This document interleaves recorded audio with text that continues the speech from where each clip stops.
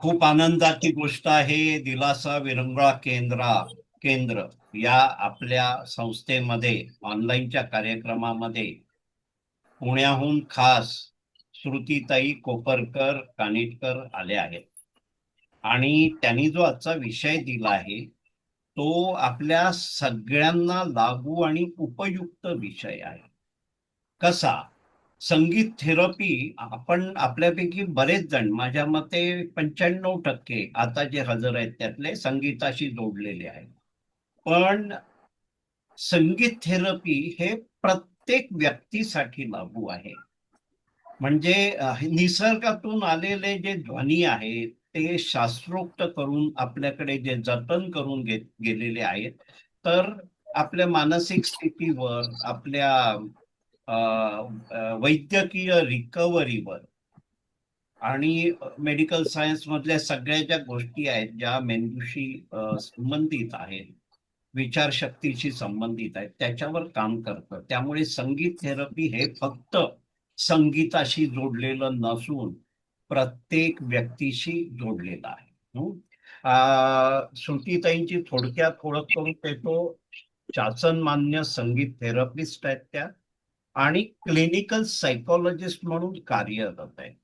म्हणजे एक सायकोलॉजिस्ट आपल्याला संगीत थिअरीसाठी उपलब्ध झाले आहेत. श्रुतीताई, तुमचं खूप खूप कौतुक आहे आणि तुमचं वॉर्म वेलकम.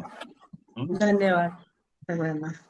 तर आपल्याला माहिती आहे की हा विषय आपल्याला श्रुतीताईंकडून ऐकायचा आहे. त्याच्यामध्ये बराचसा प्रॅक्टिकल भाग असणार आहे. म्हणजे काय, त्या म्हणाल्या की मला नुसतं बोलायला एक बाजूने आवडणार नाहीये. त्यांच्याकडे छानसं प्रेझेंटेशन आहे, त्याला घेऊन ते आपल्याला सगळं समजावून सांगतील. पण त्यांना आपल्या सगळ्यांचा सहभाग पाहिजे, म्हणून प्रत्येकाला म्हटलंय कागद पेन बाजूला ठेवा आणि काय काय ते आपल्याला सांगतील. थोडासा एक्झरसाइज म्हणजे हे लिहा, याच्याबद्दल लिहा, तर ते लिहावं. ही काही परीक्षा नाहीये, हे आत्मपरीक्षण आहे, आत्मशिक्षण आहे. तर आपण असं करूया, नेहमीच्या प्रथेप्रमाणे शंखनादाने कार्यक्रमाची सुरुवात करूया. प्रदीप अडूर, एक मिनिट. प्रदीप अडूर, आपण शंखनाद करावा अशी विनंती आहे. करा.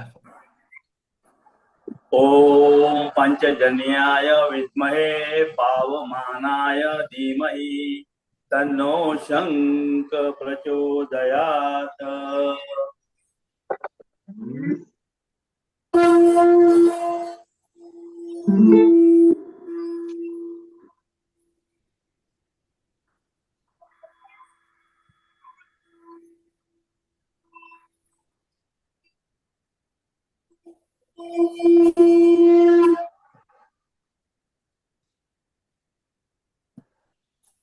तर आदिमानव काळापासून आपल्याला जाणवतं की संगीताचा हा आपल्या दैनंदिन आयुष्यामध्ये खूप अविभाज्य भाग होता.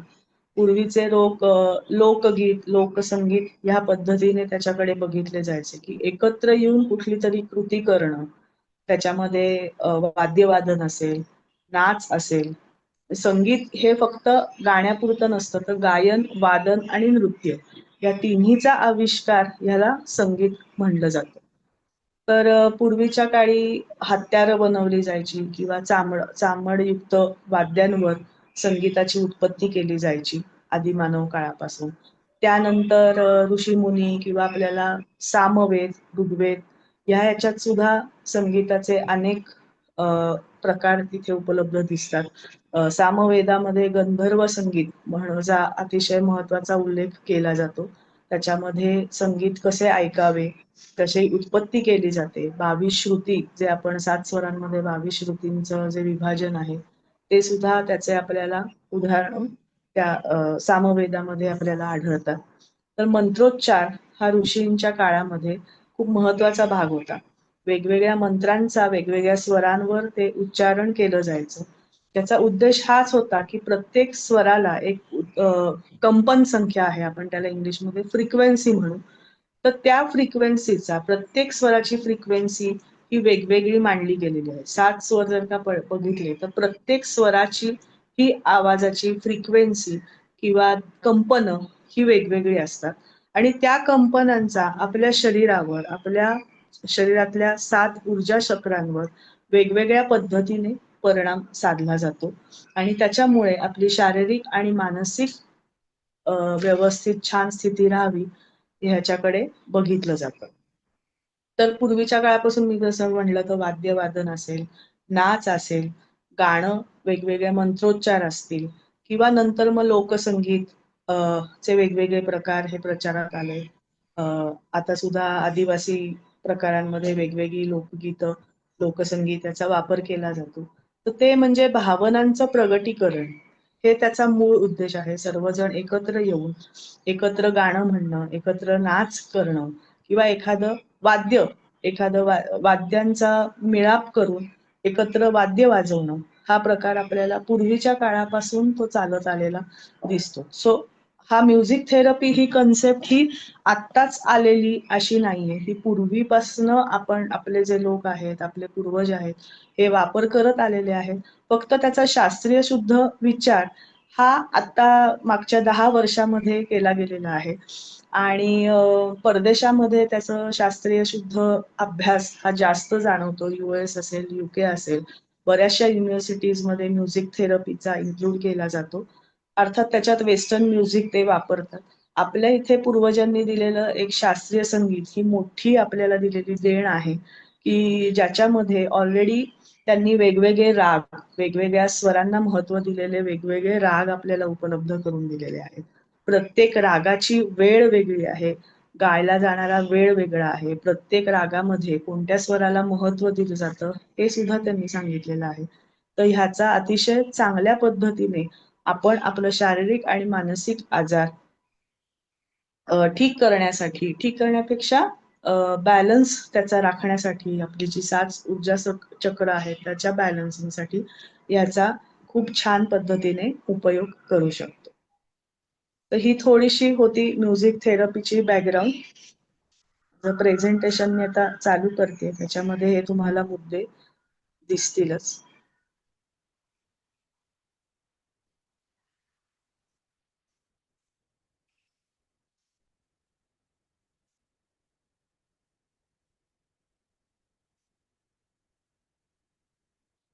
हो. सो आजचा विषय आहे music therapy for wellbeing. Wellbeing म्हणजे mental and physical both wellbeing.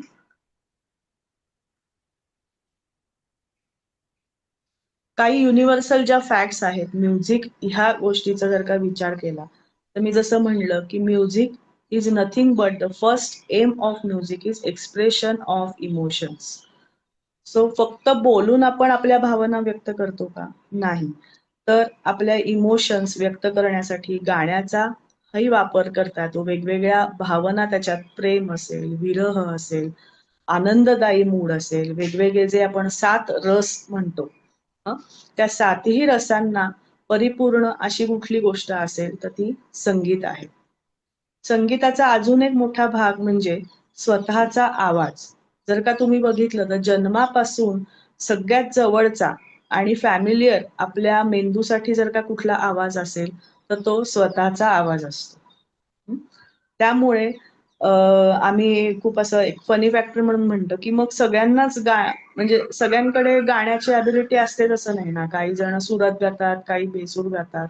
काय मग सगळ्यांनीच म्हणायचं का? तर हो, तुमचा आवाज हा तुमच्या शरीरासाठी खूप अतिशय जवळचा असतो. त्यामुळे बाथरूम सिंगर म्हणून एक आपण कन्सेप्ट मजा म्हणून बघतो. पण ते खरं आहे की तुम्ही तुमच्या आवाजामध्ये तुम्हाला जे आवडीचं गाणं आहे ते म्हणा. त्याचा परिणाम तुमच्या शरीरावर जो जास्त होईल ते तो दुसऱ्याचं गाणं ऐकून जेवढा होत नाही त्याच्या 10 पट जास्त परिणाम हा स्वतःच्या आवाजाने तुम्ही तुमच्या शरीरावर करून घेऊ शकता. म्युझिक जर का तुम्ही ऐकलं किंवा स्वतः गायलं तर तुमच्या मेंदूचे 17 वेगवेगळे एरियाज हे एका वेळेला ऍक्टिव्हेट केले जातात.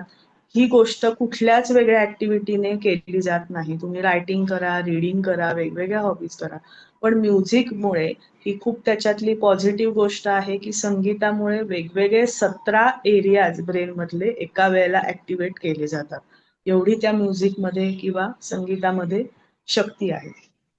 सिंगिंग फॉर सेल्फ मी म्हटलं तसं हे एक म्युझिकल टेक्निक आहे. वेगवेगळी टेक्निक्स मी नंतर तुम्हाला सांगणार आहे. त्याच्यात हे देखील एक टेक्निक आहे की कुठेही तुमचं बेसूर आहे काय आहे, तुम्ही इतरांसाठी नाही गाणार आहात, तर तुम्ही स्वतःसाठी गाणार आहात. तुमच्या शरीराला छान वाटावं, तुमचं मन प्रसन्न व्हावं, त्याच्यासाठी तुम्ही तेवढा 5 किंवा 10 मिनिटाचा दिवसभरात वेळ द्या आणि तुम्हाला जे आवडीचं गाणं असेल ते छान तुम्ही तुमच्यासाठी म्हणा. ओके. जर आपण मेंदूचे 2 भाग मेन बघितले जातात, लेफ्ट ब्रेन आणि राईट ब्रेन. तर लेफ्ट ब्रेन जो असतो, डावा मेंदू, हा आपला जास्तीत जास्त वापर केलेला असतो की रोजच्या दैनंदिन जर का गोष्टीत आपण बघितलं, सकाळी उठल्यापासून ब्रश करणं, आंघोळ करणं, घरची रुटीनची कामं करणं, स्वयंपाक करणं असेल, वॉकला जाणं असेल, व्यायाम असेल, नंतर कुठलाही तुम्ही नोकरी किंवा व्यवसायातले काही जे प्रोसेसिंग, हाय लेवल प्रोसेसिंग लागतं, कॉग्नेटिव्ह फंक्शनिंगसाठी, मोटर स्किल्ससाठी ज्या काही गोष्टी लागतात, हे काम पूर्ण आपला डावा मेंदू हे काम करत असतो. तर असं म्हणलं जातं की तुम्ही 90% भाग दिवसभराचा हा तुमच्या डाव्या मेंदूने करत असता. अनकॉन्शियसली, तुम्ही काय मुद्दाहून ते असं हे नाही. पण राईट ब्रेन हा जास्त करून वापरला जात नाही असं दिसलेलं आहे वेगवेगळ्या स्टडीजमध्ये किंवा रिसर्चमध्ये, की त्याचा वापर जास्त राईट ब्रेनने केला जात नाही. राईट ब्रेन हे कशासाठी असतो? तुमचा लँग्वेज असेल किंवा क्रिएटिव्हिटी असेल. क्रिएटिव्हिटी म्हणजे कुठल्याही पद्धतीची तुम्ही चित्र करा, कोणतीही कला करा, तुमच्या स्वतः कविता बनवणं, त्याला चाल देणं, ह्या सगळ्या ज्या गोष्टी आहेत लिंग्विस्टिक प्रकारच्या किंवा रांगोळी असेल, ह्या ज्या काही कला आहेत, तर त्या सगळ्याचं करणंचं काम ते राईट ब्रेन तुमचा करत असतं. म्युझिक हा पण राईट ब्रेन रिलेटेड गोष्टींमधलाच खूप महत्वाचा फॅक्टर आहे. सो तुम्हाला जर का तुमच्या मेंदूचे दोन्ही भाग हे समान पद्धतीने वापरलायला हवे असतील, तर लक्षात घ्या की कला, संगीत ह्या गोष्टीचाही तुमच्या दैनंदिन ह्याच्यात किती वापर केला गेला पाहिजे. तर ऍक्च्युअली आयडियली 50-50% असं त्याचं प्रमाण असायला पाहिजे. आणि आजकाल जास्त लोकांचा कल आय टी सेक्टर्स किंवा कमर्शियल गोष्टींकडे आहे. तर तिथे सुद्धा आजकाल हे राईट ब्रेन ओरिएंटेशन ट्रेनिंग किंवा सेशन्स ही खूप जास्त प्रमाणात ठेवली जातात. कारण त्यांनाही ते आढळलंय की व्हेरियस हायर लेवल प्रोसेसिंग गोष्टी, कॉम्प्युटरवर बसून काम करणं असेल, अकाउंटिंगचं काम असेल किंवा कुठल्या ज्या गोष्टी असतील, फॅक्टरी लेवल प्रोसेसिंग असेल, हे सगळं लेफ्ट ब्रेन रिलेटेड गोष्टी केल्या जातात. राईट ब्रेन रिलेटेड गोष्टींसाठी वेळ तेवढा दिला जात नाही किंवा त्याचा वापर जास्त केला जात नाही. म्हणून आजकाल मुद्दाम म्युझिक सेशन्स असतील किंवा आर्ट बेस्ड थेरपीज असतील, याचा वापर तुम्हाला आय टी सेक्टर्समध्ये लोक ही करताना आढळलेला आहे की स्पेशल त्यांच्यासाठी सेशन्स प्रोव्हाइड करायला ते सांगतात, बोलवतात की कारण क्रिएटिव्हिटी ही फक्त तिथेही लागतेच ना वेगवेगळ्या पद्धतीने. कधी कधी प्रोजेक्ट्समध्ये वेगवेगळ्या पद्धतीचं आर्टिस्टिक पद्धतीने, क्रिएटिव्ह पद्धतीने गोष्टी हँडल कराव्या लागतात. आणि तुम्ही जर का फक्त लेफ्ट ब्रेन रिलेटेडच गोष्टींमध्ये युज टू असाल, तर मग ते राईट ब्रेन रिलेटेड गोष्टी केल्या जात नाहीत, त्या कॉन्शियसली होत नाहीत. म्हणून ही वर्कशॉप्स किंवा सेशन्स आजकाल मुद्दाम तशा पद्धतीने कंडक्ट तिथेही केलेली जातात.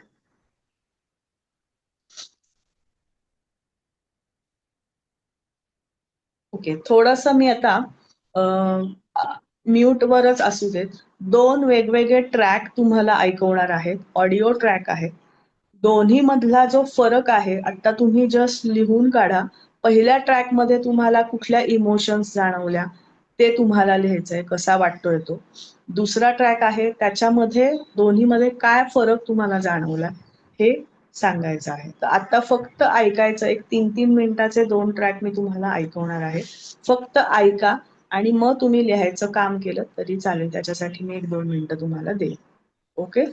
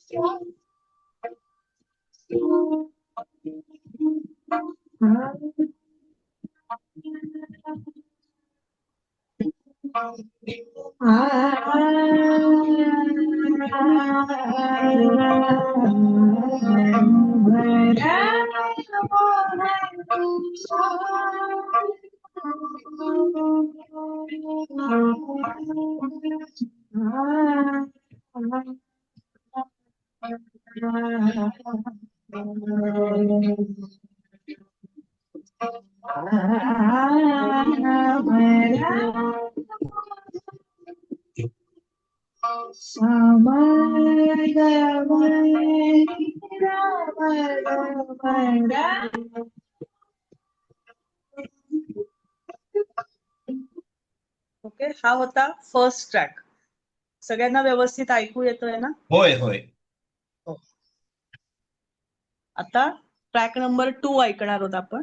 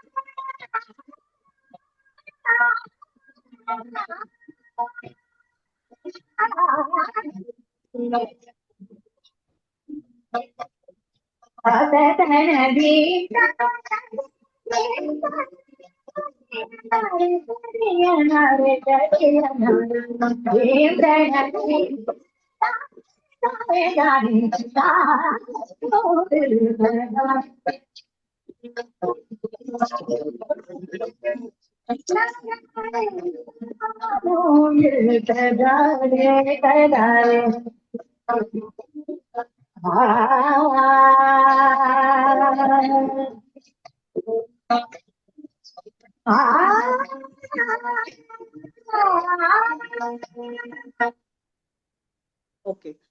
दोन्ही आपण वेगवेगळ्या प्रकारचे 2 ट्रॅक ऐकवलेले आहेत.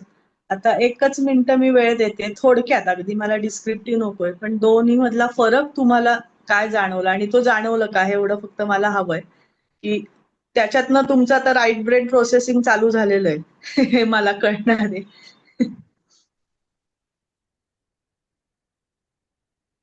थोडक्यात 3-4 जणांनी जरी मला आन्सर केलं तरी चालेल.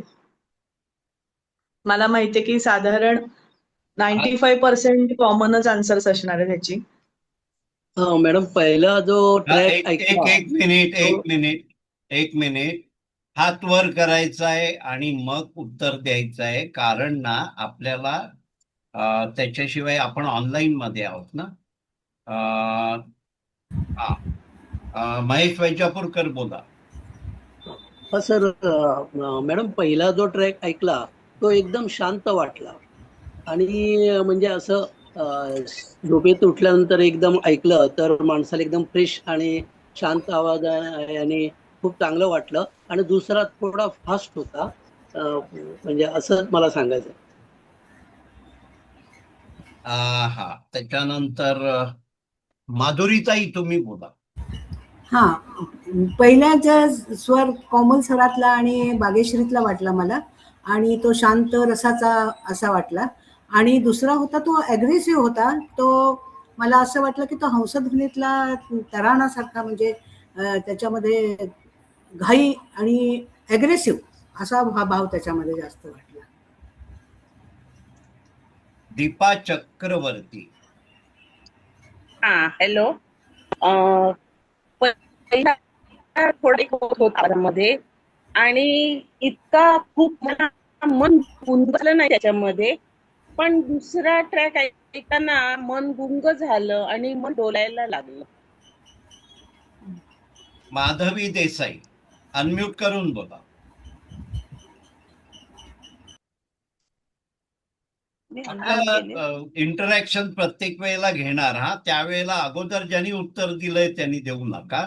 माधवी देसाई अनम्यूट झालाय तुमचं. हो, झालं. बोला बोला.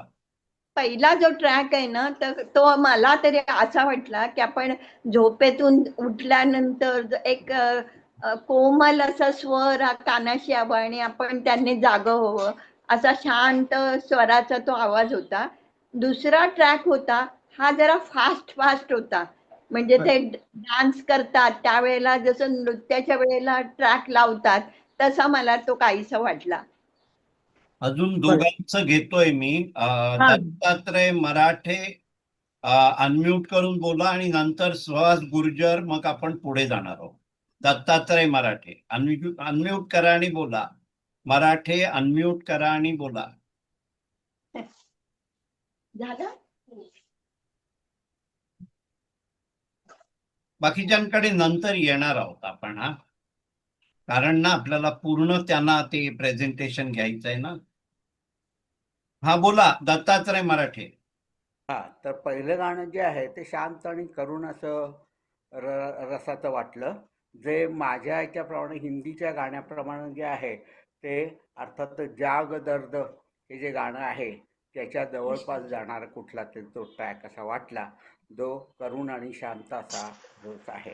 आणि दुसरा जो ट्रॅक आहे तो ना तो समय बोलू कन्हैया हे जे गाणं आहे किंवा त्याच्यावरचा जो नाच आहे त्याच्यावर ते असल्यामुळं तो थोडासा उल्लसित करणारा असा वाटला आणि तो थोडासा फास्ट होता. सुहास गुर्जर, त्याच्यानंतर आपण श्रुतीताईंकडे जाणार. श्रुतीताई एक मला एवढाच फरक जाणवतो, म्हणजे पहिला ऑडिओ ट्रॅक हा विलंबित लयीमध्ये होता आणि दुसरा ऑडिओ ट्रॅक हा द्रुत लयीत होता. सगळ्यांनी अतिशय उत्तम उदाहरणं, म्हणजे एक उत्तरं मिनिट. व्यवस्थित दिलेली आहेत. श्रुतीताई एक मिनिट थांबा. हा. ज्यांनी अनम्यूट केलंय त्या सगळ्यांनी म्यूट करा पटपट. नाही, नुसतं ढुंगण उचललं.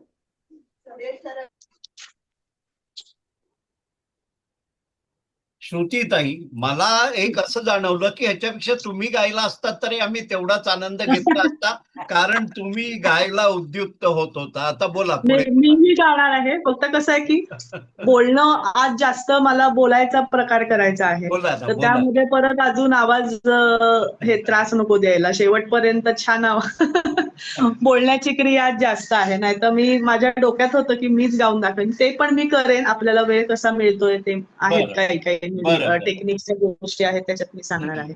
तर सगळ्यांनी छान उत्तरं दिलेत की जी एक्सपेक्टेड होती तसंच. म्हणजे बघा आता ह्याच्यातलं कोण शास्त्रीय संगीत शिकलेलं असेल, किती वर्ष शिकलेलं असेल, फक्त कानचे नसतील, पण तरी सुद्धा माझं सांगण्याचा उद्देश हा आहे की प्रोसेसिंग म्युझिकचं हे सगळेजण करू शकतात. की जो काही तुम्ही कॉमन बेसिक जो फरक सांगितला की पहिलं होतं ते शांत प्रकृतीचं होतं.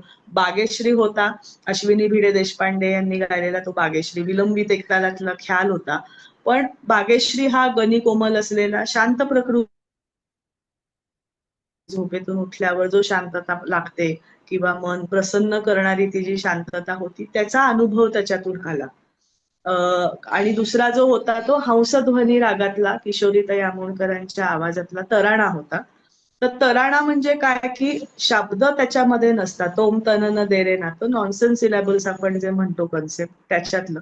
पहिल्या ह्याच्यात शब्द होते, दुसऱ्या ह्याच्यात शब्द नव्हते, पण तरी सुद्धा त्याच्यातनं भावनाचं प्रगटीकरण होतं.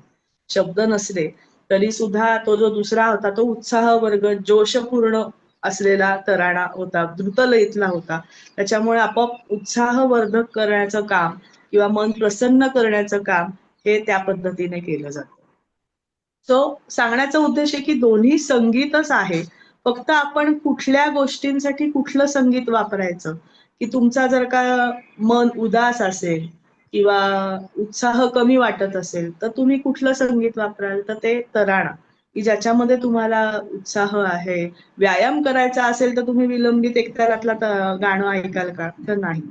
जिथे तुमचा मूड तुम्हाला कशा पद्धतीने तो डायव्हर्ट करायचा आहे त्या पद्धतीने संगीताची निवड तुम्ही केली गेली पाहिजे, की ज्याच्यामध्ये द्रुतलय आहे, जोशपूर्णता आहे, की राग दुर्गा असेल किंवा हंसध्वनी असेल किंवा शंकरा असेल. हे राग जे आहेत ते जोशपूर्ण, उत्साहवर्धक, वीर रसप्रधान राग आहे.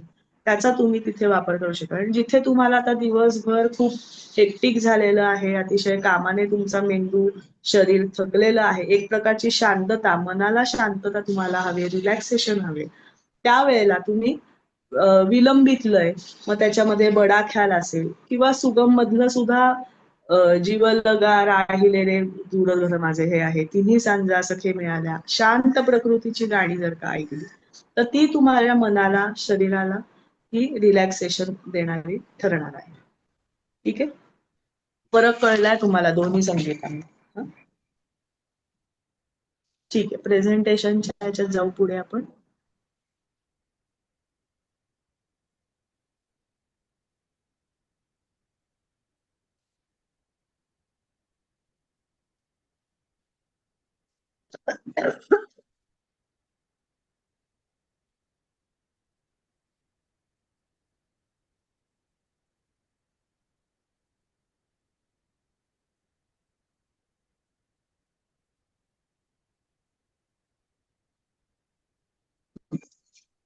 Okay, go ahead. हा, एक मिनिट. हा, तर आपण संगीत आणि रस, आता मी जसं म्हणलं की शांत प्रकृतिकारक किंवा वीर रसप्रधान उत्साहवर्धक, तर इथे 7 स्वर आणि प्रत्येक स्वराचा रस निश्चिती अशा पद्धतीची ही स्लाइड आहे. तुम्हाला सा रे ग म प ध नि 7 स्वर दिसत आहेत. प्रत्येक स्वराचा एक प्रकारचा स्वभाव आपण किंवा रस आहे. तर सा हा स्थिरता आणि शांतीदायक प्रदान करणारा असा स्वर आहे. रे रिषभ हा चंचल प्रकृतीचा स्वर मानला जातो. ग म्हणजे गंधार हा मधुर आणि कोमल पद्धतीने, ज्या रागांमध्ये ग ला महत्व आहे किंवा हे, तर ते राग जास्त करून कोमल मधुर कडे जाणारे. म मध्यम हा गंभीर प्रकृतीचा स्वर मानला जातो. प पंचम हा परत संतुलन साधणारा, बॅलन्स साधणारा किंवा कधी कधी वीरता दर्शवणारा असा स्वर आहे. ध म्हणजे दैवत हा उत्साह आणि शक्ती प्रदान देणारा स्वर आहे. निषाद नि हा करुण रसप्रधान किंवा आध्यात्मिक भक्ती रस प्रधान असा स्वर मानला जातो.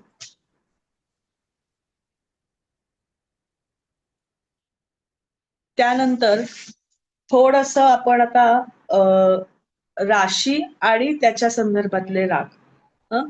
की प्रत्येक तुम्हाला माहिती इथे राशी आणि राग म्हणजे आपण भविष्य किंवा ह्याचा विचार न करता प्रत्येक राशीच्या स्वभावाचा वैशिष्ट्य आपण इथे बघितलेलं आहे. मेष राशीचे लोक कशा स्वभावाचे असतात, वृषभ राशीचे लोक कोणत्या भावना त्यांच्यामध्ये जास्त असतात, त्याचा इथे वापर करून त्या त्या राशीच्या रागात लोकांनी कोणते कोणते राग ऐकले तर त्याचा त्यांच्यावर फरक पडणार आहे ते इथे मांडलेलं आहे.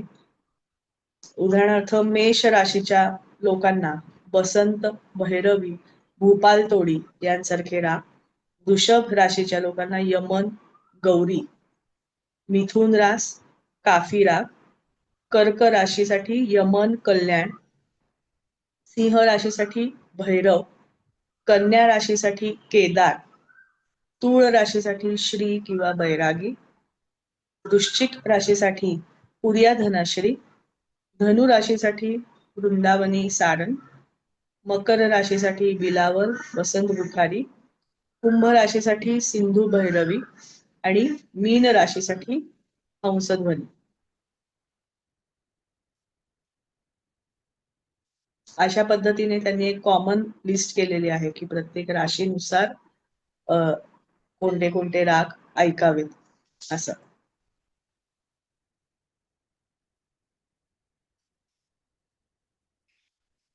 आपण आता दोन्ही ट्रॅक मध्ये ज्या पद्धतीने फरक बघितला तर त्याच्यामध्ये लय आणि रस, प्रत्येक संगीत हे एका लयीमध्ये असतं. लय जर का असेल तर ते जास्त परिणामकारक संगीत होतं.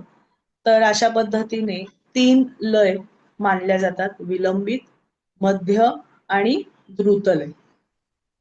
पहिला जो ट्रॅक होता बागेश्री मधला तो विलंबित लय. विलंबित म्हणजे अतिशय स्लो रिदम आपण म्हणू शकतो, अतिशय शांत पद्धतीने. तर त्याचा शांत आणि गंभीर असा त्याचा परिणाम साधला जातो विलंबित लयीमुळे. मध्यलयीमध्ये समतोल, शांतता आणि ऊर्जा तिन्ही गोष्टी आपल्याला मिळतात. आणि द्रुत लय म्हणजे उदाहरणार्थ तराणा असेल, हे द्रुतलयीचं एक उदाहरण आपण इथे देऊ शकतो. त्याच्यात उत्साह, वीररस आणि ऊर्जा प्रदान करणे हे त्याचं काम आहे. तर तुमच्या मूड प्रमाणे, तुमच्या मनाच्या अवस्थेप्रमाणे तुम्ही कोणती लय जास्त वापरणार आहात हे या पद्धतीने ठरतं. मी जसं म्हणलं की तुम्ही उदास आहात, अतिशय थकल्यासारखं तुम्हाला वाटत आहे, पण आपल्याला पुढचं काम करायला घ्यायचंय, महत्वाचं कामात आपल्याला परत आपलं लक्ष केंद्रित करायचंय, तर अशा वेळेला तुम्ही विलंबित लय ऐकाल का? नाही. त्याने अजून तुम्हाला उदास वाटेल, शांत वाटेल. तर तुम्ही अशा वेळेला द्रुत लयीतली एखादी बंदिश असेल, शास्त्रीय संगीतातली एखादी कलाकृती असेल किंवा सुगम संगीतातलं एखादं जोशपूर्ण वीररसप्रधान गाणं असं ऐकलं तर तुम्हाला तुमचा मूड चेंज होताना दिसेल. याच्याच उलट तुम्ही खूप अतिशय उत्साही आहात, म्हणजे मी आता 10 कामंही पुढे एका पुढे एक दिली तर मी करू शकते, पण तेवढा तुम्हाला उत्साह नको, तुम्हाला शांत व्हायचंय. आता दिवस संपत आलेला आहे, त्यामुळे मेंदूला, शरीराला शांतता प्रदान करायची. अशा वेळेला तुम्ही द्रुतलयीतली गाणी ऐकाल तर नाही.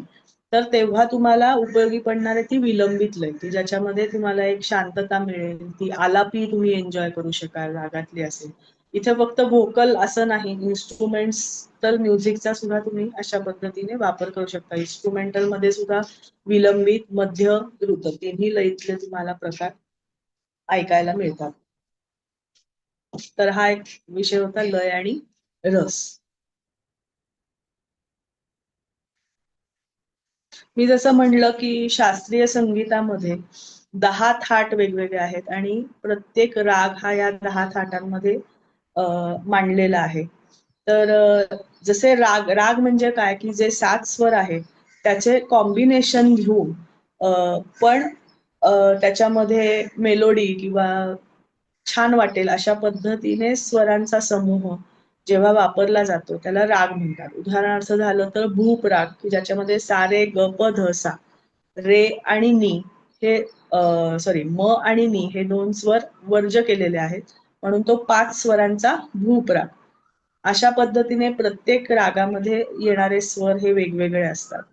तर त्या स्वरांच्या अनुषंगाने त्या रागाची एक वेळ निश्चिती केली जाते. वेळ म्हणजे काय, की 8 प्रहर साधारण दिवसभरात जर का आपण पकडले, तर सकाळी प्रातःकाल सुद्धा 2 म्हणजे सकाळी एकदम अर्ली मॉर्निंग वाला आहे. त्याच्यानंतर दिवसाचा पहिला प्रहर, दुसरा प्रहर, तिसरा प्रहर, नंतर दुपार, मग संध्याकाळचा परत पहिला, दुसरा, दिवसाचा तिसरा प्रहर, चौथा प्रहर. मग संधी प्रकाश राग, की ज्याच्यामध्ये पुर्या धनश्री, पूर्वी, रेध कोमल आणि म तीव्रवाले. आणि सकाळी जे असतात अर्ली मॉर्निंग रागास, त्याच्यामध्ये फक्त रे आणि ध कोमल, ज्याच्यात भैरव मी इथे लिहिले अर्ली मॉर्निंग रागास भैरवचे सगळे प्रकार असतील. आहिर भैरव, साधा भैरव, नंतर ललत, भटियार, भूप, भूपाल तोडी, तोडीचे सगळे प्रकार, हे सगळे सकाळी शांतता प्रदान करणारे. तर हे टायमिंग्स कशावर अवलंबून आहेत, रस आणि हे, तर मुळात तुमची शारीरिक बदल, तुमचे मानसिक बदल आणि सभोवतालचं वातावरण, ह्या तिन्ही गोष्टींचा मेळ साधून की सकाळच्या वातावरणात तुमचा मूड कसा असणार आहे. तर सगळ्यांचा साधारण कॉमन आपण जर का पकडलं, तर तेव्हा तुम्हाला जस्ट तुम्ही उठलेला असता तर तुम्हाला उत्साहाची गरज असते, पण त्याचप्रमाणे शांतताही हवी असते. तर अशा वेळेला कोणत्या स्वराचा तुमच्या शरीरावर प्रभाव पडेल ह्याचा विचार करून हे रागाची मांडणी केली गेलेली आहे. मिड डे राग म्हणजे थोडंसं काम झालेलं आहे, ऊन तळपत आहे, अशा ह्याच्यामध्ये तुम्हाला शांतताही लागते, उत्साहही तुम्हाला कॉमन ठेवायचा असतो, कारण पुढच्या गोष्टी तुमच्या रुटीन मधल्या असतात. तर मिड डे रागासमध्ये सारंगचे वेगवेगळे प्रकार, भिंपलास, मुलतानी, की जे तुम्हाला शांतता प्रदान करतील, एक छान प्रसन्नता देतील, असे राग. संध्याकाळचे राग असे आहेत की ज्याच्यात तुम्हाला दिवसभराचं काम करून तुम्ही घरी यायचा तो काळ आहे, की जिथे तुम्हाला शरीर थकलेलं असतं, मनाची अवस्था, द्विधा मनस्थिती कधी कधी असते की उत्साह तर पाहिजे, पण इतकं काम झालंय की आता मेंदू पण थकलेला आहे. अशा वेळेला एक करुणता प्रदान करणारं, एक काय म्हणतो शांतता, प्रसन्नता देणारं असं रागांचं कॉम्बिनेशन हे संध्याकाळच्या रागांमध्ये तुम्हाला मिळतं. जसं म्हणलं रेध कोमल आणि म तीव्रवाले हे जास्त करून राग. मधुवंती आहे, पुर्या धनश्री आहे, मारवा, पुरिया. सुगम संगीतात पण बऱ्याच ठिकाणी हे राग वापरले जातात. म्हणजे असा फरक करायला नको, म्हणजे काहींना वाटतं की शास्त्रीय संगीत आम्ही एवढं ऐकतच नाही, पण नाही. सुगम संगीतात सुद्धा रागांवर आधारित भरपूर तुम्हाला गाणी मिळतील. तर तो रस समानता साधण्यासाठी त्या गाण्यामध्ये त्या रागांचा वापर केलेला जाणवतो. त्याचप्रमाणे संध्याकाळनंतर रात्रीचे राग येतात, की जिथे तुम्हाला शांततेत तुम्ही झोपड्याकडे तुमचा कल असतो, तुमचा मेंदू शिथिल होत असतो. अशा वेळेला तुम्हाला शरीराला, मनाला एक शांतता प्रदान मिळावी, एक गंभीरता यावी. तर त्यासाठी यमन आहे, दरबारी कानडा आहे, अडाणा आहेत, मालकंसचे वेगवेगळे प्रकार आहेत, की ज्याच्यामध्ये कोमल, हा स्वर गंभीरतेकडे नेणार आहे. अशा स्वरांचे समावेश असलेले राग हे रात्रीच्या रागांमध्ये निवडले गेलेले आहेत. त्याचप्रमाणे आता मी हे टायमिंग्स प्रमाणे राग दिले. काही राग हे त्या सीझन किंवा ऋतूनुसार राग आहेत. मियाकी मल्हार म्हणलं की पावसाळी वातावरणामध्ये पूर्वी अशी आख्यायिका आहे की तानसेन याने मियाकी मल्हार हे का नाव दिलं, की मिया तानसेन याने तयार केले राग म्हणून तो मल्हार राग किंवा दीप राग, अशा आख्यायिका आहेत की तेव्हा तो जो राग तो म्हणायचा त्यावेळेला ती वातावरण तिथे निर्मिती व्हायची. हे जे आपण ऐकिवातल्या गोष्टी आहेत त्या खऱ्या आहेत की खोट्या आहे नाही, पण त्या रागातल्या स्वरांचा तो होणारा इफेक्ट आहे की जो तुमच्या मनावर, शरीरावरच नाही तर बाकीच्या वातावरणातही उमटलेला दिसतो. तर त्या ऋतूनुसार काही काही राग आहेत. मियाकी मल्हार आहे, बसंत आहे, बहार आहे. हे जे काही राग आहेत ते त्या ऋतूनुसार दिलेले राग आहेत. त्याचप्रमाणे काही उपशास्त्रीमध्ये होळी आहे, दादरा आहे, चैती आहेत. हे प्रकार त्या सणानुसार, त्या फेस्टिवल नुसार सुद्धा काही काही दिलेले राग आहेत किंवा बंदिशी त्या ह्याच्याप्रमाणे दिलेले आपल्याला आढळतात.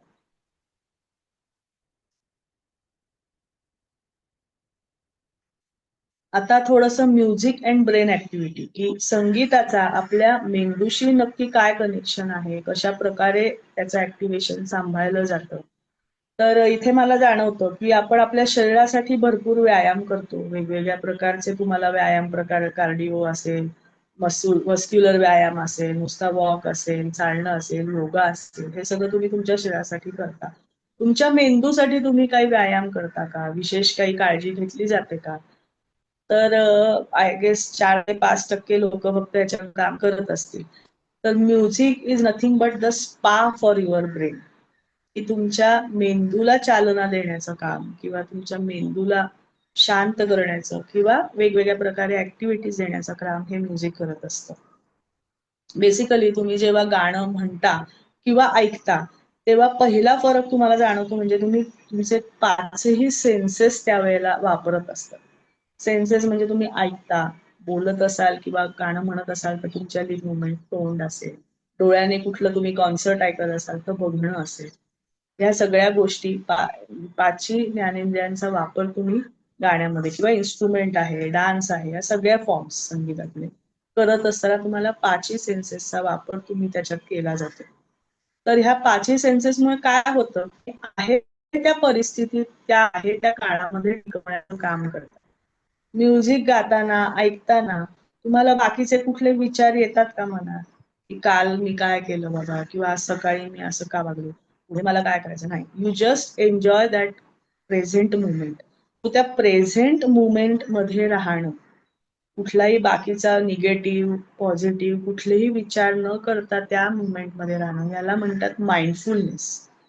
की जॅपनीज पद्धतीमध्ये हे माइंडफुलनेसला खूप ते महत्व देतात, की तुमचं जर का आयुर्मान तुम्हाला वाढवायचं असेल तर त्याच्यात त्यांनी हे टेक्निक सांगितलंय की बी माइंडफुल. म्हणजे काय, की कुठलीही छोटी गोष्ट जी तुम्ही करत आहात त्याच्यामध्ये 100% राहा. ती करत असताना बाकीचे कुठले विचार मनात येणं, कुठल्या तरी विचार ठेवणं, चिंता मनात आणणं, हे न करता जे आहे ते तुम्ही 100% त्या गोष्टीत राहा. आणि हे काम म्युझिकमध्ये केलं जातं. म्युझिक ऐकल्यामुळे किंवा म्हणताना वेगवेगळे एरियाज, मी म्हणलं की ब्रेन ऍक्टिव्हेट होतो. तर बेसिकली हिप्पोकॅम्पस असेल, अॅमिग्डाला असेल, जो इमोशनल रिस्पॉन्स साठी हे 2 एरियाज महत्वाचे असतात, ते तुमचे वापरले जातात. लिम्बिक सिस्टीम ऍक्टिव्हेट होते. सेरिबेलम, रिदम, मी म्हणलं तसं आता आपण मगाशीच 3 लयी बघितल्या, विलंबित, मध्य, द्रुत.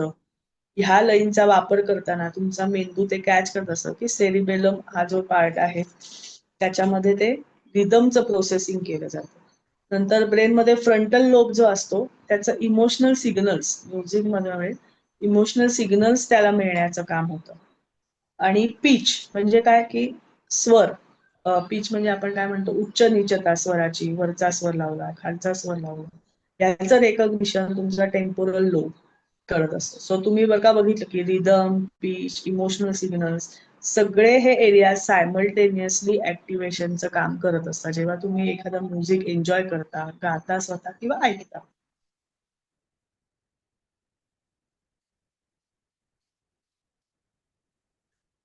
ब्रेन ऍक्टिव्हिटीचं आपण बघितलं. म्युझिक आणि बॉडी यांचं काय रिलेशनशिप आहे, की सिंगिंग किंवा playing in instrument, pain tolerance.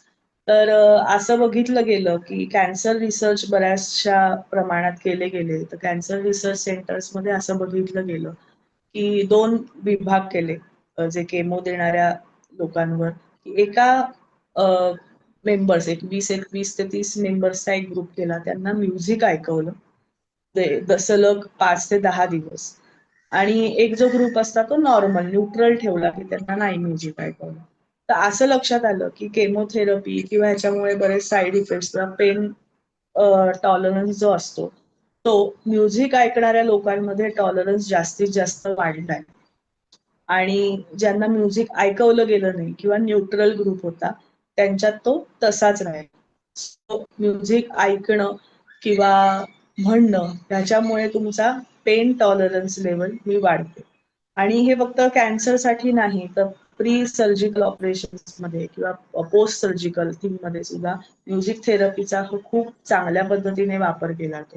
कारण तिथे पेन प्री सर्जरी काय म्हणते मी, कारण तिथे तुम्हाला आजकाल माहितीये बीपी डायबिटीज याच्यामुळे आधीच त्या सगळ्या टेस्टिंग आणि हे केलं जातं. कधी कधी अँझायटी असते, पॅनिक ह्याच्यामुळे बीपी शूट होतं, शुगर लेवल वाढली जाते माणसांची, त्याच्यामुळे मग ऑपरेशनल प्रोसिजरमध्ये कॉम्प्लिकेशन्स येऊ शकतात. तर अशा वेळेला असं बघितलं गेलं की जर का तुम्ही म्युझिक ऐकलं तर ती अँझायटी जाण्यासाठी, की प्रोसिजरल अँझायटी किंवा टेम्परल स्टेट असते ती, तर त्याच्यामध्ये म्युझिकचा खूप चांगल्या पद्धतीने वापर करतात, म्हणजे डॉक्टर सजेस्ट करतात तुम्हाला. आणि पोस्ट सर्जरी मी जसं म्हणलं की एक प्रकारचं मस्क्युलर पेन किंवा इंटॉलरन्स तुम्हाला तिथे जाणवतो, कधी कधी अँझायटी असते, अँशियसनेस असतो, बॉडीली पेन असतो, अनकम्फर्टेबलनेस असतो. अशा वेळेला सुद्धा जर का तुम्ही इन्स्ट्रुमेंटल किंवा व्होकल कुठल्या पद्धतीचं म्युझिक त्या रिलेटेड सूट होईल असं ऐकलं तर तो पेन टॉलरन्स किंवा ती अँझायटी, अनकम्फर्टेबलनेस जाण्यासाठी खूप मदत होते. एन्डॉर्फिन्स हे एक प्रकारचं हार्मोन आहे की ज्याच्यामुळे तुम्हाला एक प्लेझंट फिलिंग मिळतं, वेलबिंग, हॅपीनेस कडे तुम्ही जाता. तर म्युझिक ऐकणारे एन्डॉर्फिन लेवल तुमची शरीरातली बॉडीली वाढायला मदत होते, की ज्याच्यामुळे मग तुम्हाला ते एक प्लेझंट फिलिंग किंवा वेलबिंग कडे नेण्यासाठी मदत होते. Fast musical rhythm which increases pulse rate, blood pressure and breathing rate. जसं म्हणलं की इन केस ऑफ आता मेंटल प्रॉब्लेम्सकडे आपण गेलो तर बरेचसे लोकांना पॅनिक अटॅक असतो किंवा डिप्रेशन मध्ये असतात काही लोक की ज्यांचा काहीच करावं असं वाटत नाही, कशाची आवड नाही, फक्त झोपून राहावं, काही खाऊ पिऊ नये. अशा ह्याच्यामध्ये जर का तुम्हाला उत्साहवर्धक रिदम, फास्ट रिदम मधलं जर का तुम्ही ऐकलं तर तुम्हाला मोटिवेशन मिळण्याचे चान्सेस हे जास्त असतात, की ज्याच्यामध्ये तुमचा पल्स रेट थोडासा वाढतो, ब्लड प्रेशर वाढतं, ब्रिदिंग रेट वाढतो. तुम्ही किंवा एक्झरसाइजच्या वेळेला तुम्ही विलंबीच्या ऐवजी फास्ट रिदम मधलं काही ऐकलं तर त्याने तुम्हाला मोटिवेट होण्यासाठी मदत मिळू शकते.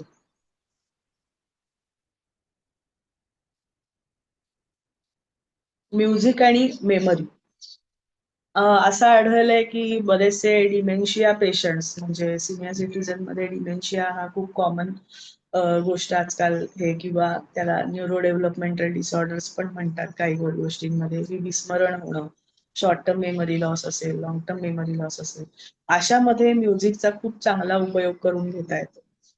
तुम्हाला का उदाहरण द्यायचं झालं तर लहानपणी तुमच्या बालपणीमध्ये बऱ्याचशा कविता अजूनही तुम्हाला आठवत असतील. त्या का आठवतात काही कोणी सांगू शकेल का? कारण त्याला एक चाल असायची.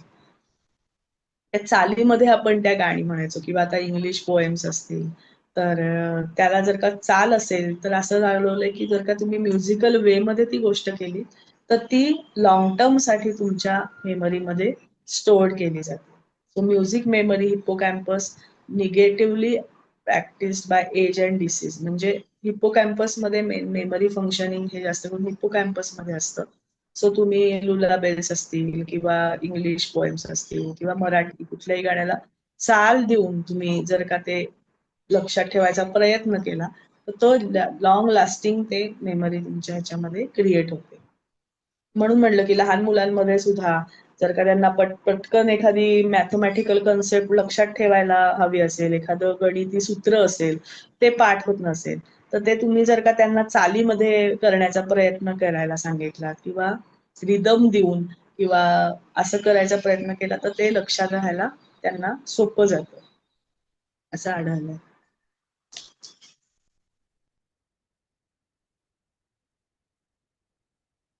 Music and brain chemistry. आता मगाशी आपण वेगवेगळे ब्रेन एरियाज बघितले की रिदम कुठल्या ब्रेन एरियामध्ये फंक्शन करतं किंवा ट्यून कुठल्या ह्याच्यासाठी करतं. तर ब्रेन केमिस्ट्री म्हणजे brain chemistry is nothing but the neuro transmitters. आपल्या ब्रेनमध्ये एक लिक्विड न्यूरो ट्रान्समिटर्स असतात वेगवेगळ्या प्रकारचे, की त्यांचं प्रत्येकाचं फंक्शनिंग वेगवेगळं असतं. काही असतात ते प्लेझंट फिलिंग देणारे असतात, काहींचं जर का एक्सेस झालं तर तुम्हाला डिप्रेशनकडे ते घेऊन जातात. तर increase level of dopamine and serotonin. Dopamine हे जास्त करून मोटिवेशन देणारं किंवा प्लेझंट फिलिंग देणारं असं न्यूरो ट्रान्समिटर आहे. Same with the serotonin. जर का तुम्ही म्युझिक ऐकलं तर आणि ब्रेन वेव्स किंवा हे मेजर केले तर तुम्हाला जाणवतं की डोपामाइन आणि सेरोटोनिन न्यूरो ट्रान्समिटरची लेवल ही वाढलेली आहे. इथे दिलेलंच आहे. डोपामाइन हे कशासाठी महत्वाचं असतं, तर focus, concentration, memory, sleep, mood आणि मोटिवेशन. तर गाणं हे सगळ्या वयोगटासाठी आहे, लहान मुलांपासून मोठ्यांपर्यंत. लहान मुलांमध्येही आजकाल आपण बघतो भरपूर प्रॉब्लेम असतात. अटेन्शन डेफिसिट असेल, हायपर ऍक्टिव्हिटी असेल, किंवा काय म्हणतो, फोकस होत नाही, कॉन्सन्ट्रेशन नीट अभ्यासाच्या वेळेला पाहिजे तेवढं होत नाही. तर अशा वेळेला स्पेसिफिक प्रकारचं म्युझिक त्यांना ऐकायला दिलं तर ह्या गोष्टींमध्ये लगेच फरक तुम्हाला जाणवतो 2 ते 3 आठवड्यामध्ये, की डोपामाइनची लेवल वाढली तर त्यांना फोकस, कॉन्सन्ट्रेशन करायला मदत होते. सेरोटोनिन आहे की जे मूड, स्लीप पॅटर्न, अँझायटी कमी करायला आणि पेन रिलीफ करायला उपयोगी पडतं. तर त्याचाही बॅलन्स आपल्याला म्युझिकमुळे साधता येतो. तसंच जर का सिंगिंग इन अ ग्रुप, म्हणजे इंडिव्हिज्युअल गाणं वेगळं, पण एक लोकगीत आपण म्हणतो की पूर्वीच्या काळापासून जे एक पद्धत आहे की ग्रुपमध्ये गाणं, त्याच्यामध्ये काय होतं की एक त्याचं नॉन व्हर्बल कम्युनिकेशन, इतरांबरोबर कम्युनिकेशन वाढवणं, कनेक्ट विथ द अदर्स, आणि त्याच्यामुळे ऑक्सिटोसिन लेवल तुमची शरीरातली वाढली जाते, which also give you the feeling of pleasure, wellbeing. त्याच्यासाठी ते महत्वाचं असतं. Singing synchronises breathing patterns, relaxation, reduce hormone adrenaline आणि कॉर्टिसॉल. तो याच्यामध्ये सिंगिंगमुळे तुम्हाला एक प्रकारचा शांतता, रिलॅक्सेशन मिळतं. कॉर्टिसॉल म्हणजे काय की जेव्हा एखादी अचानक कुठली घटना घडते, अनप्लेझंट घटना असेल, तेव्हा नॅचरली आपल्या बॉडीतली कॉर्टिसॉल लेवल वाढते. कॉर्टिसॉल हे एक ग्लँड थ्रू सिक्रेट होणारं हार्मोन आहे की जे ऍक्च्युली बॉडी स्वतःच तयार करत असतं फ्लाईट अँड फाईट रिॲक्शनसाठी. की त्यामुळे कॉर्टिसॉल लेवल वाढली की तुमचा पल्स रेट वाढतो, ब्लड प्रेशर वाढतं, हार्ट रेट वाढला जातो, कारण तुम्हाला डिफेंड करायचंय म्हणून. पण त्याचा ऍडव्हर्स इफेक्ट असा आहे की जास्त कॉर्टिसॉल लेवल वाढली तर तुमचं बीपी वाढणार आहे, तुमचा हार्ट रेट वाढला तर तुमच्या हार्टवर प्रेशर येणार आहे. हे आपल्याला नको. सो त्याचा कॉर्टिसॉलची लेवल बॅलन्स राहणं किंवा कमीच राहणं हे चांगलं असतं. तर त्याच्यासाठी म्युझिकचा खूप चांगला उपयोग होतो. तुम्ही रिलॅक्सिंग म्युझिक ऐकलं, त्या स्वराला महत्व दिलेलं म्युझिक ऐकलं तर ऍड्रिनालाइन आणि कॉर्टिसॉल लेवल कमी करण्यासाठी त्याचा खूप उपयोग होतो, की तुमचे ब्रेनला ते सिग्नल्स जातात आणि त्याच्यामुळे ऑटोमॅटिक तुमचं ते हार्मोनल लेवल्स चेंज होताना दिसतात. आणि हे रिसर्च पेपर्स, लुईसा स्पार्झा यांच्या रिसर्च पेपरनुसार ही फाइंडिंग्स आहेत, की काय मनाची किंवा अशी नाहीये. त्याच्यावर भरपूर रिसर्च बऱ्याचशा देशांमध्ये झालेले आहेत, की जिथे अगदी त्यांनी इन्स्ट्रुमेंटमध्ये या गोष्टी मेजर करून दाखवलेल्या आहेत, की म्युझिकमुळे काय काय गोष्टींवर परिणाम होतो, न्यूरो ट्रान्समिटर मी जसं म्हणलं, किंवा gland secretions, hormonal secretions. Music is nothing but the non verbal way of communication. मी जसं म्हणलं की शब्दांचीच गरज आहे का म्युझिकला, नाही. तर इन्स्ट्रुमेंटल म्युझिक ऐकतात त्याच्यात शब्द कुठे असतात, नाही. ते स्वर तुम्ही ऐकत असतात आणि त्या स्वराचा प्रभाव तुमच्या शरीरावर, मनावर हा होत असतो. सो ज्यांना स्पीच रिलेटेड प्रॉब्लेम्स आहेत, लहान मुलांना असतील किंवा काहींना कम्युनिकेशन मध्ये प्रॉब्लेम असतात, अशांना सुद्धा म्युझिकचा खूप चांगल्या पद्धतीने वापर करता येतो त्या लोकांच्या मध्ये सुद्धा. Active process creating music and passive process listening. मी जसं म्हणलं की प्रत्येक वेळेला तुम्हाला गाणंच म्हणलं पाहिजे का, तुम्ही शिकलंच पाहिजे का, तर नाही. ऐकूनही तो परिणाम तुम्ही साधू शकता. तर ऍक्टिव्ह म्हणजे तुम्ही स्वतः गाणं लिहिणं, स्वतः गाणं म्हणणं, किंवा शास्त्रीय संगीतामध्ये, ख्याल गायकीमध्ये तुम्ही स्वतःचे स्वतः मनाने आलाप, ताना हे सगळं करणं, हे ऍक्टिव्ह प्रोसेस मानली जाते, जिथे your self create the music. आणि पॅसिव्ह प्रोसेस म्हणजे लिसनिंग, व्होकल म्युझिक लिसनिंग असेल, इन्स्ट्रुमेंटल म्युझिक लिसनिंग असेल, आणि दोन्ही कॉम्बिनेशन सुद्धा, की स्वतःचं पण म्युझिक तुम्ही बनवू शकता, दुसऱ्याचंही ऐकून त्याचा परिणाम तुम्ही साधून घेऊ शकता. सो तो कंबाईंड अप्रोच पण वापरला जातो म्युझिक थेरपीमध्ये. सो याचा अर्थ म्युझिक तुम्ही शिकलंच पाहिजे तर तुम्ही म्युझिक थेरपी वापरू शकता किंवा ती इफेक्टिव्ह होईल असं नाही. नुसतं ऐकून सुद्धा तुमच्या शरीरावर तुम्ही तो सेम परिणाम साधू शकता. ओके, बराच वेळ आता माझं बोलणं झालं. परत एक छान आपण ऍक्टिव्हिटी करणार आहोत. टाइप्स ऑफ म्युझिक इथे मी म्हणलंय की ऍक्टिव्ह म्युझिक, पॅसिव्ह म्युझिक आणि न्यूट्रल म्युझिक या 3 कन्सेप्ट काय आहेत तर ते आपण बघूयात. प्रत्येकाची मी डेफिनेशन सांगणार आहे आणि तुमच्याकडून मला प्रत्येक टाईपचं उदाहरण 2 ते 3, जास्त वेळ आपण नको घ्यायला, प्रत्येक टाईपचे 3-3 उदाहरण आपण साधारण घेऊयात. तर ऍक्टिव्ह म्युझिक म्हणजे काय की ऍक्टिव्हिटी तुमची ज्या म्युझिकमुळे वाढते, ते म्युझिक ऐकलं, ते गाणं ऐकलं की तुम्हाला उत्साह वाढतो. फॉर एक्झाम्पल मी सांगते, आता माझं रुटीन असं आहे की मी उठते, आवरते आणि थोडी घरची कामं करून मी जिम मध्ये जाते व्यायामाला. तर व्यायामाच्या वेळेला मला काय कुठल्या म्युझिकची गरज आहे की ज्याच्यामुळे माझा उत्साह वाढेल, माझा पल्स रेट थोडासा वाढेल, हार्ट रेट वाढेल, मला एनर्जी मिळेल. असं म्युझिक. तर ते येतं ऍक्टिव्ह म्युझिक की ज्याच्यामुळे तुमचा उत्साह वाढेल, पुढचं काम करण्यासाठी तुम्हाला तो मूड क्रिएट होईल. असं म्युझिक म्हणजे माझ्या दृष्टीने ऍक्टिव्ह म्युझिक. पुढचं पॅसिव्ह म्युझिक म्हणजे पॉझिटिव्ह इफेक्ट पण नाही आणि निगेटिव्ह इफेक्ट पण नाही, न्यूट्रल. ओके, फॉर एक्झाम्पल एक कुठलं तरी म्युझिक साईडला लावलंय, पण तरी त्याचा परिणाम माझ्यावर होत नाही. मी माझं रुटीन किंवा माझं त्या गाण्याकडे लक्ष जाईलच किंवा त्याचा निगेटिव्ह किंवा पॉझिटिव्ह इफेक्ट माझ्यावर होईल असं नाही. मी माझं जे शेड्यूल आहे, काम सुद्धा ते गाणं ऐकता ऐकता मी करू शकतो. ओके, त्याचा इंटरफिअरन्स नाही होत माझ्यावर. ते जे म्युझिक आहे ते passive music. Sorry, passive music म्हणजे निगेटिव्ह इम्पॅक्ट साधणार की ज्याच्यामुळे मला त्रास होतोय. बाबा हे गाणं ऐकलं ना की मला थोडासा त्रास होतो किंवा काही काय असतं बघा की ते गाणं ऐकवत नाही आपल्याला, त्रासदायक वाटतं किंवा थोडं हार्श वाटतं किंवा असं, ते पॅसिव्ह.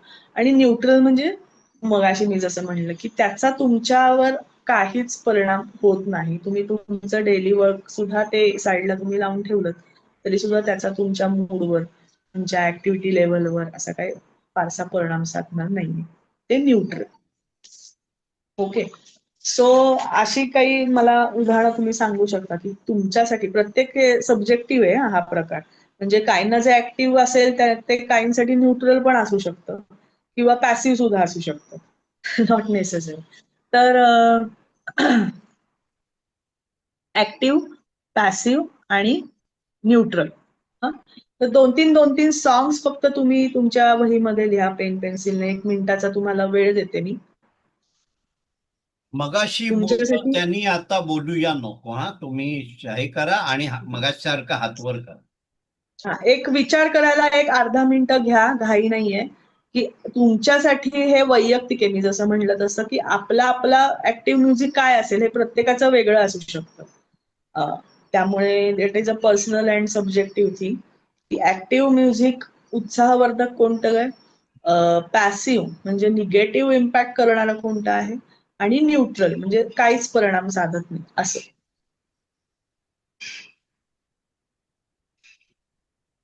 निवेदिता खासनीस बोला तुम्ही. ऍक्टिव्ह मध्ये चल चल चल मेरे साथी, मांग के साथ तुम्हारा, ही 2 गाणी मी लिहिली आहेत. आणि पॅसिव्ह मध्ये शांताबाय ते गाणं असतं ना, ते नकोसं वाटतं. आणि न्यूट्रल मध्ये दिन रात तुला मी किती स्मरू वगैरे अशी थोडीशी त्याच्यामध्ये येते असं मला वाटतं. ओके.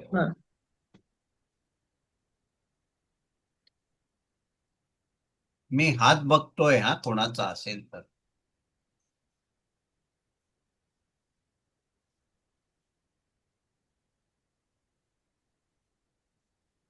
आपटे साहेब बोलायचंय, बोला.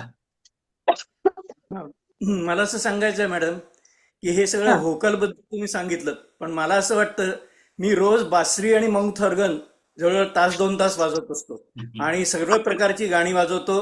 प्रत्येक रागातली जी रागावर आधारित जी गाणी आहेत ती मी सध्या जवळ 1 वर्षभर ह्याच ग्रुपमध्ये टाकत असतो आणि त्याचा डेमो पण दाखवत असतो. मग मला असं वाटतं ऍक्टिव्ह होण्यासाठी इन्स्ट्रुमेंट्स प्लेइंग, विशेष ऑर्गन, बासरी, हे जी सुशील वाद्य ज्याला म्हणतात किंवा एरोफोनिक इन्स्ट्रुमेंट, त्याचा मी मला पुढे वाटतं जास्त इन्स्ट्रुमेंटल म्युझिक वर येणारच आहे आणि मी म्हटलं तसं फक्त व्होकल नाहीच, व्होकल आणि इन्स्ट्रुमेंटल कुठल्याचाही प्रभाव हा सेमच असतो.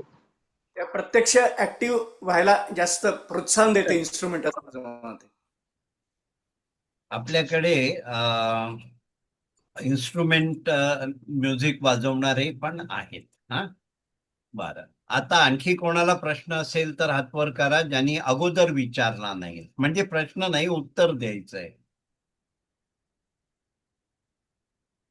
हा, तुम्ही पेन वरती केलेला आहे स्मृतीताई, हात धरायचा की काय? हा, माझी परीक्षा नका बघू. हा, बोला. अनम्यूट करा आणि बोला. अनम्यूट करा.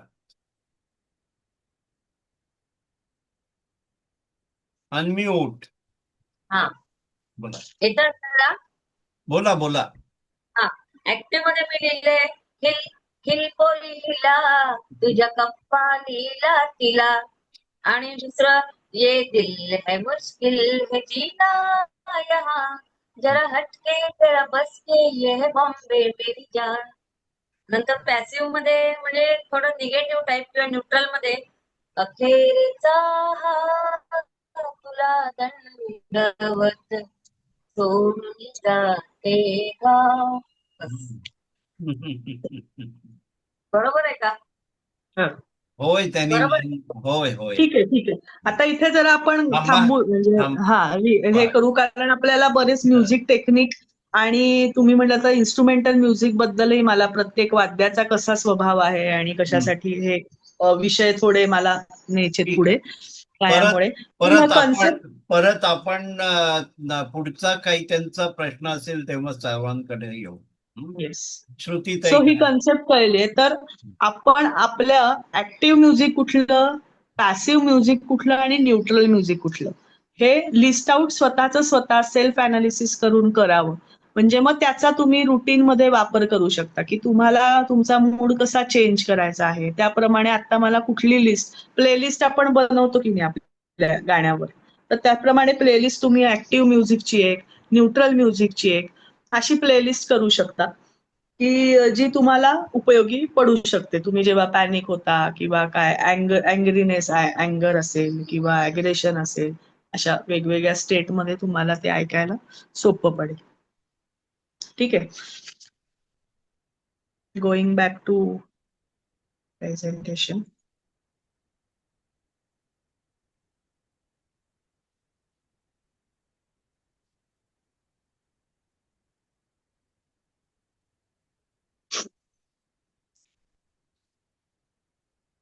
ओके.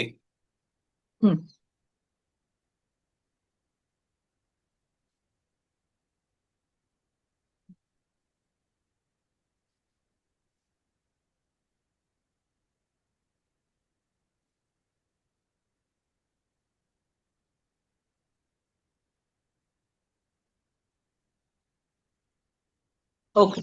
सो आता आपण काही म्युझिकल टेक्निक्स ही डे टू डे याच्यामध्ये कोणती कोणती वापरू शकतो की ज्याच्यामध्ये आपल्याला रिलॅक्सेशन मिळेल, तर त्याचा आपण बघणार आहोत. तर पहिलं जे आहे ते आहे म्युझिकल मेडिटेशन. त्याला आम्ही म्हणतो ध्वनी ध्यान. तर ध्वनी ध्यान म्हणजे काय की अनाहत नादापासून ते म्हणजे आहत नादापासून अनाहत नादापर्यंतचा प्रवास असा त्याच्यात बघितला जातो. तर त्याच्यामध्ये आता मी काही इन्स्ट्रक्शन देणार आहेत, त्याप्रमाणे तुम्हाला फक्त करायचंय. म्यूटवरच असू देत, काही माझ्याकडनंच इन्स्ट्रक्शन दिल्या जाणार आहेत. पहिली 2 मिनिटं आपण काय करणार आहोत, तर आहे त्या स्थितीत रिलॅक्स बसायचं आहे. पाठीचा कणा ताठ, डोळे मिटायचे आणि पहिले 2 मिनिटं मी इथे टाइम लावणार आहे. त्याच्यामध्ये कानाला बारीक सारीक आजूबाजूचे जे काही आवाज येतील ते फक्त ऐकायचे. बारीक बारीक आवाज, जेवढे सूक्ष्म आवाज तुम्हाला ऐकता येतील बाहेरचे आजूबाजूचे, ते ऐकण्याचा प्रयत्न करा. ते करत असताना मनात कुठलेही विचार नकोय, कुठलीही कृती नकोय, शारीरिक हालचाल मला नकोय. फक्त concentration will be on the sounds nearby. तर 2 मिनिटं लावतेय. Your time starts now.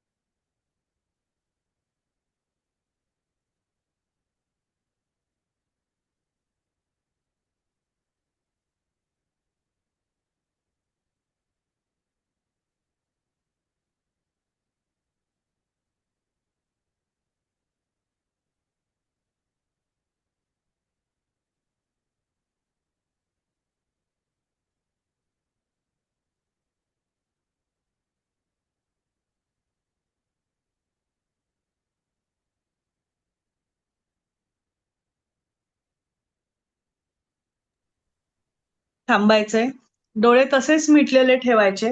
आता पुढच्या स्टेपमध्ये आपण असंच रिलॅक्स आहे त्या पोझिशन मध्येच बसायचे, डोळे शांत मिटलेले ठेवायचे आणि आता इनर बॉडीली व्हॉइसेस ऐकण्याचा प्रयत्न करायचा आहे. सगळ्यांना जमेलच एका अटेम्प्ट मध्ये, फर्स्ट अटेम्प्ट मध्ये नाही, पण जास्तीत जास्त लक्ष तुमच्या आतल्या बॉडीली आवाजांकडे द्यायचा प्रयत्न करा. कुठले कुठले बारीक सारीक कुठले जे काय आवाज असतील त्याच्यावर लक्ष केंद्रित करायचे. सगळं लक्ष आपल्या शरीरावर आणि आवाजांवर. स्टार्ट.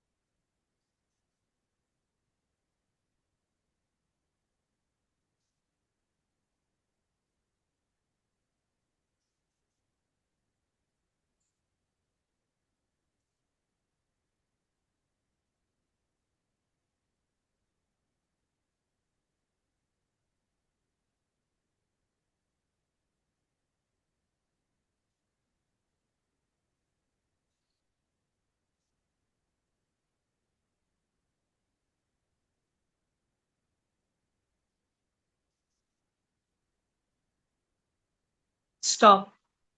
डोळे उघडू शकता.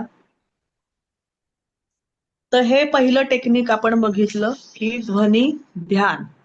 तर त्याचा फायदे मी सांगते पहिल्यांदा की एक तर तुम्ही रिलॅक्स स्वतःला करण्याचा प्रयत्न करता, की इन्स्टंट स्ट्रेस मॅनेजमेंट.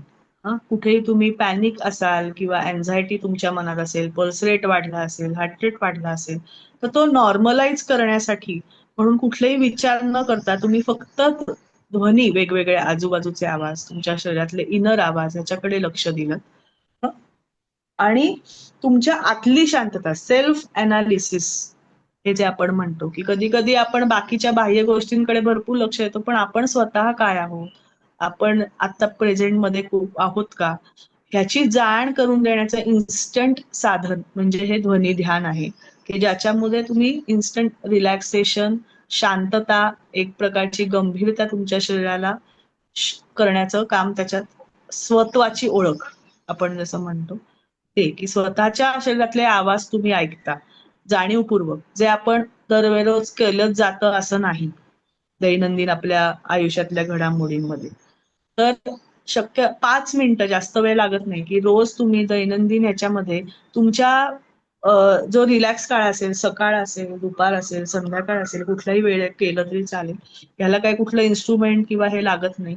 जस्ट एका जागी शांत बसायचंय तुम्हाला. पहिले 2 मिनिटं बाहेरचे आवाज, आजूबाजूचं लक्ष केंद्रित करायचं आणि मग नंतर बाहेरच्या जगातून आपल्या आंतरिक जगामध्ये जो काही हा प्रवास आहे तो ह्याच्यामध्ये तुम्हाला अनुभवायचा. म्हणजे आता सांगते, बाहेरच्या ह्याच्यामध्ये तुम्हाला पक्ष्यांचे आवाज, गाड्यांचे आवाज, वाऱ्याचा आवाज, घरातले काही इन्स्ट्रुमेंटल असतील असे सगळे आवाज तुम्हाला बाह्य जगातले आले असेल. इंटरनल हे करणं आता अवघड गेलं असेल कारण तुम्हाला ती सवय नाही, पण हळूहळू रोज जसं ह्याचं तुम्ही प्रॅक्टिस कराल तेव्हा श्वासाच्या गतीचा सुद्धा आवाज तुम्हाला जाणवेल, हृदयाची धडधड असेल, पोटाची हालचाल असेल किंवा नाकातून श्वास जाणं येणं बाहेर असेल, या सगळ्याचे बारीक सारीक आवाज तुम्ही त्याच्यामध्ये मॉनिटर करू शकता. तर हे ध्वनी ध्यान. दुसरं जे आहे टेक्निक तेही आपण बघणार आहोत, ते आहे ध्वनी स्नान. ध्वनी स्नान हे सुद्धा कोणीही कोणत्याही वेळेला करण्याचं हे टेक्निक आहे, की ज्याच्यामध्ये अगेन की तुम्हाला शांतता मिळते किंवा कुठला तुमचा मसल पेन होत असेल तर अशामध्ये झोपून तरी किंवा बसून तुम्हाला कम्फर्टेबल जी पोझिशन आहे त्याच्यात तुम्हाला बसायचं आहे, डोळे मिटायचे आहेत आणि असा विचार करायचा आहे. आता एक मी म्युझिक लावणार आहे, ते म्युझिक ऐकताना की पावसाच्या सरी जशा तुमच्या अंगावरनं, डोक्यावरनं खालपर्यंत वाहत येतात, तसं ते स्नान तुम्हाला म्युझिकल स्नान तुमच्या अंगावरून होत आहे. ते स्वर तुमच्या अंगावरून छान एका फ्लो मध्ये जात आहेत असा विचार करायचा आणि तो फ्लो एन्जॉय करताना सर्व तुमचे मसल्स शांत करायचा प्रयत्न तुम्ही करायचा आहे. ओके. चल, डोळे मिटायचे, शांत रिलॅक्स बसायचे परत.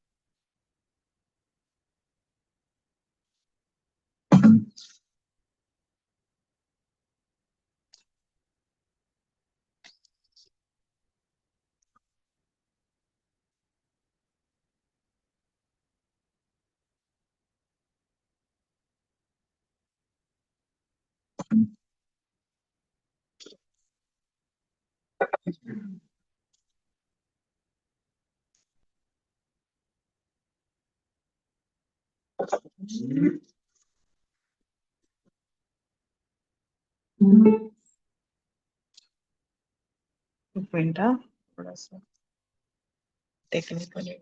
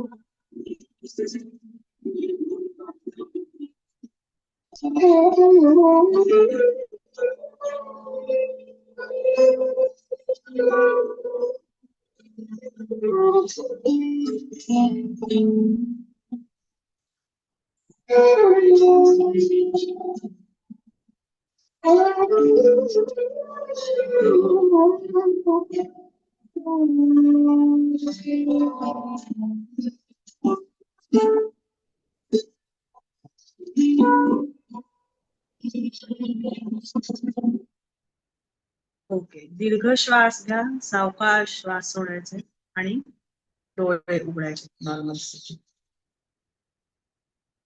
सो यातनं तुम्हाला जाणवलं असेल की स्ट्रेस रिलॅक्सेशन, एक प्रकारचा जो स्टिफनेस असतो बॉडीचा, तो कमी करण्यासाठी याचा उपयोग होतो. मेन करून बासरी आणि संतूर वाद्याचा ह्या टेक्निकमध्ये जास्त वापर केला जातो. संतूर हे पाण्याशी रिलेटेड, एक प्रकारच्या फ्लोशी रिलेटेड हे वाद्य आहे. त्याचा परिणाम तशा पद्धतीने वापरला जातो, जल प्रकृती कारण. आणि ह्याच्यामध्ये एक तर निगेटिव्हिटी तुमची सगळी वाहून जायला किंवा जे असेल ते जायला मदत होते. स्ट्रेस मॅनेजमेंट होते, टॉक्सिक रिमूव्हल मी म्हणलं तसं, की वाईट विचार किंवा निगेटिव्हिटी जी बॉडीली असते ती निघून जाण्यासाठी. आणि छान प्रकारचा एक रिलॅक्स होण्यासाठी म्हणून हे उपयुक्त असं एक टेक्निक आहे. तिसरं आहे ते स्वानंद गान. मी मगाशी ज्याचा वापर केला की कधी कधी आपण खूप चिडतो, रागवतो, आपला मेंदू हा ऍक्च्युअल अॅनिमल ब्रेन कडे गेलेला असतो की त्याच्यामुळे आपण सारासार विचार त्या स्थितीमध्ये करू शकत नाही. मनात जे येईल ते बोलणं, वागणं, अशा पद्धतीचं ते एक इलॉजिकल प्रोसेसिंग मध्ये चालू होतं. तर अशामध्ये करायचं टेक्निक हे स्वानंद गान. स्वानंद गान म्हणजे काय की 2 मिनिटाचा त्यावेळेला ब्रेक सुद्धा पुरेसा होतो. ब्रेक घ्या, साईडला कुठेतरी वेगळ्या रूम मध्ये, खोलीमध्ये जा आणि एक अशी लिस्ट तुमच्याकडे ठेवायची गाण्यांची की जी तुम्हाला आवडतात.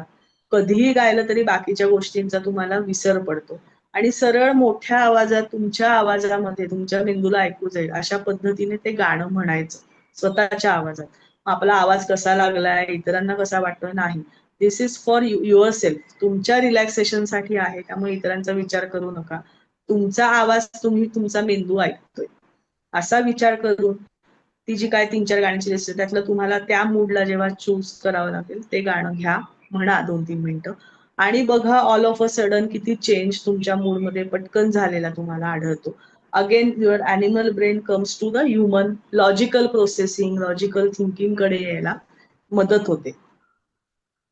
तर हे आहे स्वानंद गान. So instant stress management, situational management आम्ही म्हणतो की त्या परिस्थितीमध्ये तुम्हाला सारासार विचार करण्याची जी तुमची एक प्रोसेसिंग स्टॅग्नंट झालेलं असतं ते परत तुम्हाला नॉर्मल पदावर आणण्यासाठी याने मदत होते. पुढचं जे ते आहे ध्वनी स्वप्न. मी जसं म्हणलं की ध्वनी ध्यान आणि ध्वनी स्थान हे कोणीही कुठल्याही वेळेला करण्याचे टेक्निक्स आहेत, जे फॉर जनरल रिलॅक्सेशनसाठी, तुमचे स्नायू रिलॅक्स व्हावे, तुमचं मन प्रसन्न शांत व्हावं ह्याच्यासाठी आहे. ते दोन्ही करू शकता. ही जी पुढची आहे स्वानंद गान, हे ते पर्सनलाइज वेगवेगळ्या पद्धतीच्या ह्याच्यासाठी ती सुचवली जातात. त्यातलं ध्वनी स्वप्न म्हणजे कधी कधी नोकरदार व्यक्ती किंवा वर्किंग प्रोफेशनल मध्ये असं जाणवतं की कुठल्या प्रोजेक्टवर आहे आणि एक अशी स्टॅग्नंट स्टेज येते की पुढे काय करावं ही दिशा आपल्याला सापडत नाहीये, काय करावं हे सुचत नाहीये. अशा ह्याच्यामध्ये आपण तीच गोष्ट तेचपणा आपल्या लाईफ मध्ये आलाय, मोनोटोनस थोडंसं वाटतंय, काहीतरी क्रिएटिव्ह आहे करायचं डोक्यात ते पण ते जमत नाहीये, ती दिशा मिळत नाहीये, तो विचार येत नाही. अशा वेळेला ध्वनी स्वप्न त्याला म्हणतो आम्ही म्युझिकल ड्रीमिंग. तर त्याच्यामध्ये शक्यतो आपण सतार वाद्य वापरतो. सतार वाद्यचं इन्स्ट्रुमेंट लावायचं साईडला, डोळे बंद करायचे, शांत बसायचं आणि एक 10 ते 15 मिनिटं एपिसोडिक पद्धतीने पिक्टोरियल फॉर्म मध्ये आपल्याला जे अचीव्ह करायचे ते स्लाइड शोच्या पद्धतीने आपल्या डोक्यात मनात विचार आणायला सुरुवात करायची. एक पिक्टोरियल फॉर्म मध्ये आपण मूव्ही कसा बघतो ना तसं आपल्याला त्या सिच्युएशन मध्ये प्लेस करून मी हे करतेय, मी ते करते, मी अशा पद्धतीने विचार करते किंवा काय नवीन तुम्हाला शिकायचं असेल ते मी करते, हे व्हिज्युअलायझेशन स्टार्ट करायचं. याला आम्ही म्हणतो न्यूरो लिंग्विस्टिक प्रोग्रामिंग. तुम्ही जसा विचार कराल तसं तुम्ही विल पॉवर दाखवाल तसा तुमचा ब्रेन त्याच्यावर काम करण्याचं प्रोसेस चालू करतो, फंक्शनिंग चालू करतो. हे तुम्ही 1.5-2 महिने करून बघा, आठवड्यातनं 2दा किंवा 3दा. तुम्हाला असं जाणवेल की ती स्टॅग्नेशन पोझिशन तुमची संपलेली आहे आणि तुम्ही प्रोग्रेसकडे तुमची वाटचाल चालू झालेली आणि अगदी मायन्यूट लेवलचे तुम्ही त्याच्यात डिटेलिंग आणू शकता. मी ह्या खोलीत बसले, ह्या पोझिशनवर मी आहे, माझ्या खोलीचा रंग असा आहे, तिथलं फर्निचर असं आहे. अशा डिटेलिंग मध्ये सुद्धा तुम्ही इथनं डिटेलमध्ये जाऊ शकता. हे इमॅजिनरी, त्याला आपण म्हणतो मॅनिफेस्टेशन. म्युझिक प्लस मॅनिफेस्टेशन अशा प्रकारचं हे टेक्निक आहे, त्याला आपण ध्वनी स्वप्न म्हणतो. आणि याचा खरंच तुमचा परिणाम जाणवतो बऱ्याच जणांना, की काही ज्या स्टॅग्नंट पोझिशन की पुढे विचाराला ती चालना मिळते, एक पॉझिटिव्ह एनर्जी तुम्हाला तुमचा ब्रेन देतो आणि त्या गोष्टी व्हायला सुरुवात होते असं तुम्हाला जाणवतं. हे टेक्निक आठवड्यातनं 2दा किंवा 3दा सतारीचं कुठलंही इन्स्ट्रुमेंटल तुम्ही एनर्जेटिक थोडासा राग घेतला, हिंडोल असेल, बहार असेल किंवा हंसध्वनी असेल, अशा ह्याच्यातलं तुम्ही सतार, ह्याच्यासाठी की सतार हे एनर्जेटिक वाद्य आहे. त्यातनं तुम्हाला कधी असं खूप मूड निगेटिव्हिटीकडे जाणारं असं वाद्य नाही. सतार हे नेहमी तुम्हाला एक चॅनलाइज करणारं एक चांगलं वाद्य आहे. त्यामुळे सतारीचा वापर तुम्ही करू शकता. पुढचं आहे टेक्निक ते शब्दभान. शब्दभान म्हणजे लिरिक्सचा आपण त्याच्यामध्ये वापर करतो, की कधी कधी असं जाणवतं आम्हाला सुद्धा क्लायंटशी बोलताना, की पटकन काही काही जण ओपन अप होत नाही. सवय नसते म्हणा किंवा थोडंसं ती एक आढी असते. तर अशा वेळेला की मग आता तुमच्या मनात काय विचार येत आहेत, कोणत्या प्रकारचं गाणं तुमच्या मनात चालू आहे, अशापासनं ते संभाषण चालू करून हळूहळू त्यांच्या मनापर्यंत जाण्याचा प्रवास तो तिथनं चालू होतो. त्याचं हे शब्दभान आहे. ते बोलतं करायचं एक टेक्निक बोलच्याला कम्युनिकेशन लँग्वेजमध्ये. तर त्याच्यामध्ये आपण काय करतो, की स्वतःच्या वैयक्तिक ह्याच्याबद्दल बोलत नाही, पण मला हे गाणं छान वाटतं, मग त्याच्यातले शब्द मला छान वाटतात म्हणून ते मला गाणं आवडतं, त्याची लय छान आहे, चाल छान दिलेली आहे. तिथे एक कॉन्व्हर्सेशनला स्टार्ट व्हायला मदत होते. आणि किंवा त्या विचारांशी रिलेटेड गाणं किंवा आम्ही त्याच्यामध्ये दुसरं वापरतो म्हणजे नवीन गाण्याला चाल देणं. म्हणजे एक गाणं आहे, त्या गाण्याला दुसऱ्या गाण्याची चाल द्यायची, म्हणजे तिथे तुमचा ब्रेन क्रिएटिव्हिटीकडे जातो, की अखेरचा हा तुला गंध हे गाणं असेल तर शब्द तेच ठेवायचे पण त्याची चाल बदलायची. कुठल्या दुसऱ्या गाण्याची चाल आपण त्याला देऊ शकतो का? किंवा एखादी साधी कविता असेल, त्या कवितेला नवीन चाल द्यायचा प्रयत्न करा, की ज्याच्यामध्ये तुमचा राईट ब्रेन जास्त करून वापरला जाईल, तुमचा ब्रेन तुम्ही त्याच्यामध्ये एंगेज करून ठेवू शकाल. हा, तर ते एक पद्धत. हे सगळं शब्दभान लिरिकल ह्याच्यामध्ये येतं, की तुमच्या आवडीचं गाणं म्हणणं, एका गाण्याला दुसऱ्या गाण्याची चाल देणं, नवीन कवितेला वेगळीच नवीन चाल कंपोज तुम्ही करून देणं, अशा पद्धती. नेक्स्ट आहे ते तालभान, की ज्याच्यामध्ये तुम्ही रिदमचा वापर करू शकता. त्याच्यामध्ये ताल निर्मिती तुम्ही करता. फर्स्ट म्हणजे बॉडी पार्ट्सने, बॉडी पार्ट्सचा चुटकी असेल, टाळी असेल, किंवा मांडीवर ताल देणं, हे करून एखाद्या गाण्याबरोबर तुम्ही रिदम सोबत द्यायचा, तुमचा स्वतःचा रिदम त्याच्यावर द्यायचा. किंवा एखाद्या ग्रुपने गाणं म्हणायचं, दुसऱ्या ग्रुपने त्याच्यावर फक्त ताल द्यायचा हाताने किंवा मांडीवर टाळी देऊन किंवा चुटकी वाजवून. हे बॉडीली पार्ट्स. इथे आपण इन्स्ट्रुमेंट्स वापरतोय का नाही, you use your body parts there. दुसरं आहे की नॉन इन्स्ट्रुमेंटल थिंग्सचा वापर तालवाद्यात. इन्स्ट्रुमेंटल थिंग म्हणजे वाटी असेल, चमचा असेल, ग्लास असेल किंवा जलतरंग सारख्या ह्याच्यामध्ये की फक्त बाउल्स आणि चमचा ह्याचा वापर करून सुद्धा तुम्ही वेगवेगळे रिदम पॅटर्न्स तयार करू शकता. आता वेळेचं लिमिटेशन आहे, नाहीतर आपण 1-2 प्रकारे ते केले असते, पण त्याच्यामध्ये अजून एक 5-10 मिनिटं जातील आणि मला अजून जरा कंटेंट मला पुढे द्यायचा आहे, तो नाही देता येणार म्हणून. पण हे घरी तुम्ही या गोष्टी ट्राय करून बघा. रिदम पॅटर्न मी जसे म्हणले तसे एक गाणं लावायचं, त्याच्यावर तुमचा टाळीने किंवा तुमचं टेबलवर हात मारून ताल देणं. नॉन इन्स्ट्रुमेंटल थिंगचा वापर करून तबला, फक्त सगळ्यांकडे तबला पेटी किंवा असं असतं तसं नाही, वापरातल्या गोष्टी आहेत त्या. पुढचा पार्ट आहे तो इन्स्ट्रुमेंट, साधी छोटी इन्स्ट्रुमेंट, मग घरात टाळ असेल, घंटा असेल, चिपळ्या असतील किंवा डफ असेल, त्याचा वापर करून एखाद्या गाण्यावर तुम्ही रिदम फक्त द्यायचा, न म्हणता फक्त रिदमचा वापर करायचा. ते असं करून हे त्याच्यात वेगवेगळे.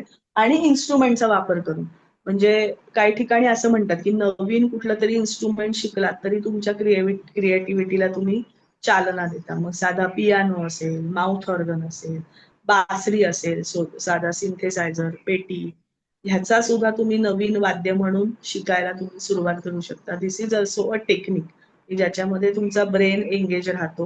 तुमच्या ब्रेनला एक प्रकारचं काम तुम्ही देता, ब्रेन एक्सरसाइज देता. आता पण शेवटच्या ह्याच्यामध्ये इन्स्ट्रुमेंटल म्युझिक मी म्हणलं तसं की music therapy is not only vocal आणि इन्स्ट्रुमेंटल दोन्हीचा समवापर तुम्ही त्याच्यात करू शकता. दोन्हीचा इफेक्ट हा सेमच होतो, असं काही वेगवेगळं नाही. कारण राग हा व्होकल गाणं काय किंवा इन्स्ट्रुमेंटलवर ऐकणं काय, स्वरांचा प्रभाव तोच राहणार आहे, बरोबर. कारण कधी कधी काय होतं, व्होकलमध्ये तुम्ही शब्दांवर लक्ष देता जास्त आणि मग स्वरांचा प्रभाव कमी ऐकला जातो, केला जातो, त्याचा इफेक्ट येतो. इन्स्ट्रुमेंटमध्ये कसं शब्द नसणारच आहे, नॉन कम्युनिकेबल, फक्त स्वरा आणि त्याचा भाव याच्यावरच तुमचं लक्ष जाणार आहे. तो आपण वेगवेगळी इन्स्ट्रुमेंट बघू की त्याचा परिणाम वेगवेगळा कसा येतो तो. तर पहिलं जे आहे वाद्य ते आहे बासरी. तुमच्यातल्याच एकाने मगाशी सांगितलं तसं सुशिर वाद्य आहे. फुंक किंवा हवेचा वापर करून वापरलं जाणारं ते वाद्य आहे. तर एखाद्याच्या लहान मुलगा जर का पडला धडला तर आई काय करते, त्याच्या जखमेवर फुंकर मारते, म्हणजे मग त्याला ते एक रिलीफ छान मिळतो, फिजिकल पेन कमी झाल्यासारखा वाटतो. हे सेम फिलिंग तुम्हाला बासरी ऐकून मिळतं की एखादं काही मनात कुठली गोष्ट असेल, मन हर्ट झालेलं असेल, चिंता असेल किंवा दुखवलं गेलं असेल मन, तर त्याच्यावर फुंक घालण्याचं काम हे बासरीच्या सुमधुर स्वरातनं तुम्हाला मिळत असतं. त्याचप्रमाणे लहान मुलांमध्ये सुद्धा बासरी इन्स्ट्रुमेंट तुम्ही ऐकवलं तर त्यांचा फोकस, कॉन्सन्ट्रेशन किंवा भावनिक गुंतवणूक वाढवण्यासाठी म्हणून बासरीचा चांगल्या पद्धतीने तुम्ही वापर करू शकता. किंवा डिप्रेशन सारख्या पेशंटमध्ये ज्यांच्यामध्ये निगेटिव्हिटी भाव आहे, मनात खूप काही साठलेलं आहे, किंवा काहीतरी आयुष्यात नाही का कोणाचा तरी विरह आहे किंवा कुठली तरी मोठी घटना घडलेली आहे, त्याच्यातनं तुम्ही बाहेर पडू शकत नाही, अशा वेळेला बासरीचं वाद्य तुम्ही ऐकलं तर तो मनातली ती खदखदणारी जखम भरण्याचं काम हे बासरी वाद्यातनं इफेक्टिव्हली केलं जातं. दुसरं वाद्य आहे ते संतूर आहे. संतूर हे मी जसं म्हणलं की आपण ध्वनी स्नानासाठी संतूर वाद्याचा जास्त वापर करतो, ते पाणी तत्वाशी रिलेटेड आहे. तुम्ही जर का डोळे मिटले आणि संतूर ऐकलं तर पहिलं काय तुमच्या समोर चित्र होतं की पहाडी एरिया आहे, नदी वाहतीये किंवा तो एक फ्लो जो आहे तो ह्या वाद्यामध्ये साधला जातो. सो तुमच्या बॉडीली फिजिकल नर्व रिलॅक्सेशनसाठी, मस्क्युलर रिलॅक्सेशनसाठी म्हणून तुम्ही संतूर वापरू शकता. त्याचा इफेक्ट तुम्हाला रिलॅक्सेशन, इन्स्टंट रिलॅक्सेशनसाठी तुम्हाला मिळतो. तिसरं वाद्य आहे सतार. सतार हे एक तंतुवाद्य आहे, झुंकार आपण त्याच्यात निर्माण करतो. तर सतार हे एनर्जेटिक वाद्य. तुम्हाला कधीच सतार हे असं निगेटिव्ह किंवा हे नाही, त्याच्यातनं एक एनर्जी, स्पार्क, कारण त्या झंकार आहे ना त्याच्यामध्ये, स्पार्क देतो आपण. तर ते ऊर्जादायी आणि पॉझिटिव्ह एनर्जी निर्माण करणारं हे वाद्य आहे. तर डिप्रेसिव्ह थॉट्स, निगेटिव्ह थॉट्स तुम्हाला इन्स्टंटली थांबवायचे आणि तुम्हाला बॉडी चॅनलाइज करायचे पॉझिटिव्हिटीकडे, तर तुम्ही अशा वेळेला सतार वाद्याचा चांगल्या पद्धतीने वापर करू शकता. किंवा विचारांना एक प्रकारची गती देणं, थॉट स्टॅग्नंट प्रोसिजर मध्ये असताना त्यांना गती देणं, ते आपण ध्वनी स्वप्नमध्ये म्हणून सतार वापरतो जास्त करून, की तुम्हाला एक चॅनल मिळतो तिथे, जिथे स्टॅग्नंट पोझिशन झाली असेल तर ते मिळायला मदत होते. पुढचं आहे सारंगी. सारंगी आता माहिती नाही किती जणांनी ऐकलं असेल, खूप पूर्वीचं वापरलं जाणारं वाद्य आहे. आता सारंगी वादन आणि वादक दोन्हीही खूप कमी झालेले आहेत. सारंगीचं आता जास्त व्हायोलिन वापरलं जातं, पण पूर्वी राजदरबारात किंवा व्होकलमध्ये सुद्धा सारंगी वादन खूप छान पद्धतीने चालायचं. आता त्याचं हार्मोनियम सुद्धा वापरतात सारंगीच्या ऐवजी, नाही तर पूर्वी गायकांसोबत हार्मोनियम नसायची, सारंगी असायची. तर मनाच्या खोल पर्यंत जाणारं हे वाद्य. मी म्हणलं की मनातली खोल कुठेतरी जखम आहे पूर्वीची, की ती उफाळून येते, मधनं त्या आठवणी येतात, निगेटिव्ह विचार मनात येतात, किंवा बऱ्याचशा केसेसमध्ये सुसायडल थॉट्स असतील, डिप्रेशन असेल किंवा कुठला तरी ट्रॉमा असेल, ट्रॉमॅटिक इव्हेंट आयुष्यात घडलेला आहे आणि त्याचे अजूनही तुमच्या मनावर आलेले पडसाद हे तुम्हाला जर का मिटवून टाकायचे असतील किंवा थांबवायचे असतील तर तुम्ही सारंगी हे एक अतिशय मनात खोल हार्ट पर्यंत आतपर्यंत गहरं इफेक्ट करणारं हे वाद्य आहे. किंवा बरेचसे जण जे इंट्रोवर्ट असतील, पटकन ओपन अप होत नाहीत, अशा यांना सारंगी ऐकून त्यांना एक्सप्रेस करायला लावणं हे एक प्रकारे पद्धतीने ते टेक्निक वापरलं जातं. पुढचं आहे व्हायोलिन. व्हायोलिन आपण इंद्राजन असतील किंवा बऱ्याच जणांचं व्हायोलिन वादन ऐकत असतो. व्हायोलिनची रेंज ही लिमिटलेस आहे, म्हणजे निगेटिव्हिटी पण पॉझिटिव्हिटी पर्यंत सगळ्या इमोशन्स त्याच्यामध्ये ह्या वाद्यामध्ये कव्हर केल्या जातात. की अगदी सिव्हिअर डिप्रेशन कधी कधी काय होतं when we deal with the cases ना, फॉर एक्झाम्पल डिप्रेशनचा माणूस आला तर तो इंट्रोवर्ट असतो, त्याला तुम्ही एकदम सतार एनर्जेटिक वाटलं तर तो म्हणेल नाही मला हे झेपतच नाही. तर त्याच्या भावनांची त्याच्या मूडशी रिलेट असणारं पहिलं वाद्य त्याला देणं हे पहिलं काम आहे. की you just tune with your mood आणि मग हळूहळू हळू त्याला पॉझिटिव्हिटीकडे आपल्याला न्यायचं. तर अशा वेळेला व्हायोलिन हे वाद्य की निगेटिव्हिटी कधी कधी निगेटिव्ह इमोशन्स असतात त्यांना आपल्याला ओपन अप करायचं असेल तर व्हायोलिन ऐकवलं तर ते बाहेर पडण्यासाठी त्याचा उपयोग होतो. किंवा ट्रॉमा कंडिशन असेल, स्ट्रोक असेल, ब्रेन हॅमरेज किंवा आयसीयूतले पेशंट्स असतील त्यांना सुद्धा तुम्ही साईडला व्हायोलिन हे जास्त परिणामकारक ठरणारं वाद्य आहे त्याच्यासाठी. सतारीला जवळपास जाणार आहे हे मोहनवीणा आहे. आजकाल कसं आहे की मुलांना एकदम तुम्ही जर का संतूर सतार किंवा सरोद असं काही म्हणजे किंवा मी म्हटलं तसं सारंगी ऐकवलं तर ते टीन एज मध्ये त्यांना इतकं ते मॉडर्न म्युझिक ऐकायची आणि ह्याची सवय असते तर ते नाहीच ते विलंबी त्याच्यातलं एवढं ऐकू शकणार आहे. तर अशा वेळेला मोहनवीणा म्हणजे गिटार प्लस सतार याचं कॉम्बिनेशन आहे. विश्वमोहन भट यांनी हे तयार केलेलं इन्स्ट्रुमेंट आहे मोहनवीणा. तर ते थोडंसं गिटार क्लम सतार या दोन्हीच्या कॉम्बिनेशन मधनं तयार झालेलं वाद्य. तर त्यांना जर का तुम्हाला एनकरेज करायचं असेल टीनेज लोकांना म्युझिक थेरपीकडे किंवा गाण्याकडे तर त्यांना हे इन्स्ट्रुमेंट तुम्ही ऐकवलं तर त्यांना ते थोडासा सिमिलर वेस्टर्न टच किंवा तसा मॉडर्न टच त्याच्यात वाटतो. सनई सनई तर अगदी आपण कुठलाही मंगल प्रसंग असो हे हे कॉमन असणारं वाद्य आहे. उत्साहवर्धक परत एनर्जी देणारं वाद्य आहे. तर त्याचा सनई आपण त्याचा उपयोग करू शकतो. सणवार असेल किंवा चांगली एखादी घटना असेल तर साईडला आपण सनई लावतो. तर सरोद हे सुद्धा सतारी सोबतच आहे. सतारीचा जो इम्पॅक्ट आहे तोच तुम्हाला सरोद वादनामध्ये पण जाणवतो की एनर्जी देणारं तंतुवाद्य आहे ते एक प्रकारचं. नंतर संतूरचाच सम हे म्हणजे जलतरंग. मिलिंद तुळणकर यांचं जलतरंग तुम्ही ऐकलं असेल तर ते जलतरंग हे संतूरच्या वाद्याशी रिलेट करणारं जवळपासचं वाद्य आहे तर ते तुम्ही ऐकू शकता. हार्मोनियम कीबोर्ड हे थोडी टेक्निकल वाद्य आहेत की ज्याच्यामध्ये तुम्ही परत हवेचा वापर करता पण कॉर्ड असतात त्याच्यात स्वर एका लिंक मध्ये येत नाही.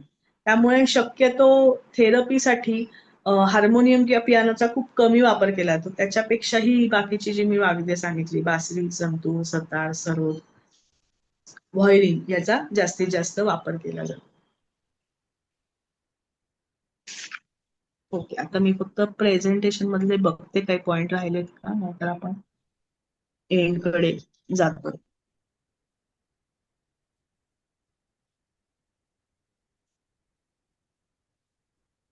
आता आय गेस एकच हे राहिलाय माझा चक्र, 7 चक्र, की प्रत्येक चक्रासाठी एक एक स्वर त्यांनी दिलेला आहे. 7 चक्र जी आहेत त्यांना 7 स्वर आणि प्रत्येक चक्रासाठी त्यांनी एक मंत्र आहे. तो त्या स्वरामध्ये तुम्ही म्हणला तर त्याचा परिणाम त्या चक्रावर डायरेक्टली होतो. मूलाधार चक्रांबद्दल बोलताय ना तुम्ही? हा, मी सांगते चक्रांची नावं सांगते. एक स्लाइडच आहे त्याच्यातनं तुम्हाला सगळं दिसेल.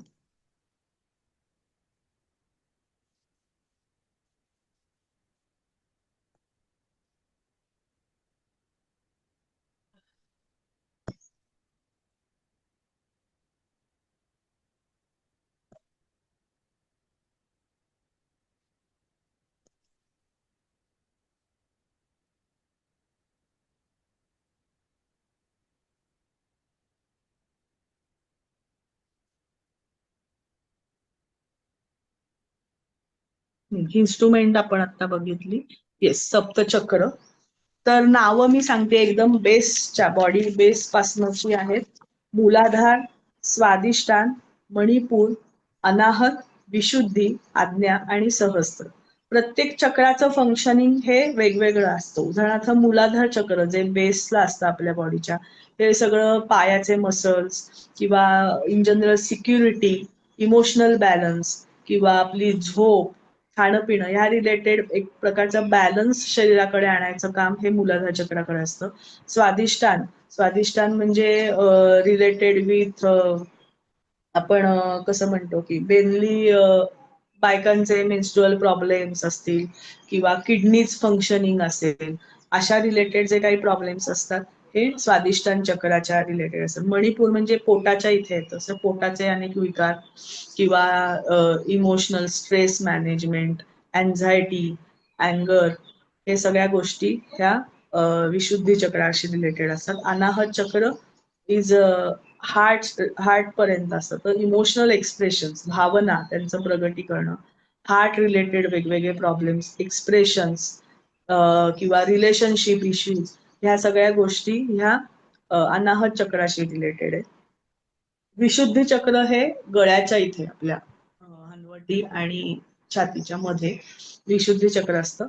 कम्युनिकेशन मेनली किंवा दाताचे काही विकार असतील, मानेचे विकार असतील, शोल्डर रिलेटेड थिंग असतील किंवा ग्लँड सिक्रेशन वेगवेगळे, हे रिलेटेड विथ ते विशुद्धी चक्र. आज्ञा चक्र हे दोन्ही भुवयांच्या मध्ये असतं. आज्ञा चक्र related with brain functioning, again mental retardation किंवा सीझर्स असतील, वेगवेगळे ट्रॉमा असतील वेगवेगळे लोकांना, किंवा ब्रेन हॅमरेज रिलेटेड प्रॉब्लेम्स किंवा मेंटल डिसऑर्डर्स वेगवेगळ्या प्रकारचे, स्किझोफ्रेनिया असेल, डिप्रेशन असेल, अँझायटी, हे सगळं आज्ञा चक्राशी रिलेटेड. आणि सहस्त्रार चक्र की ओव्हरऑल बॉडीली बॅलन्स साधणं, higher level brain functioning related problems, हे सहस्त्रार चक्राशी निगडीत. सो खालपासून आपण बघितलं तर सा रे ग म प ध नी, नी म्हणजे एकदम वरती सहस्त्रार चक्राकडे जातो, असा त्याचा प्रवास आहे. आता इथे पुढच्या ह्याच्यामध्ये मुद्रा आणि मंत्र असं दिलेलं आहे. तर खालपासून तुम्ही बघितलं मूलाधार चक्रापर्यंत तर हम,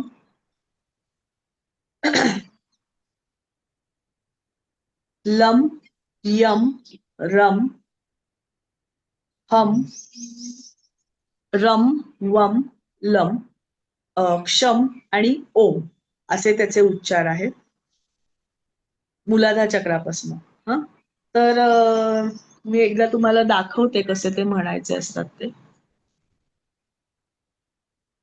जमलं तर माझ्यासोबत म्हणायचा, तुम्ही पण ट्राय करा. म्यूट वरच ठेवा तुमचं हे.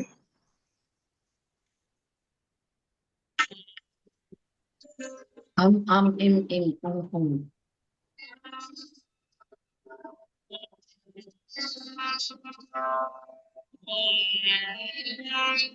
लम, लम, सा स्वर लम या उच्चारात म्हणजे लम. आता स्वादिष्टान चक्रासाठी रे स्वर, वाम, वाम, वाम. आता ग स्वर गंधार, राम, राम, राम. अनाहत चक्रासाठी मध्यम म चा उच्चार, यम, यम, यम. तर विशुद्धी चक्रासाठी हम चा उच्चार, हम, हम, हम. आज्ञा चक्रासाठी ध साठी शम चा उच्चार, शम, शम, शम. शेवटी नी.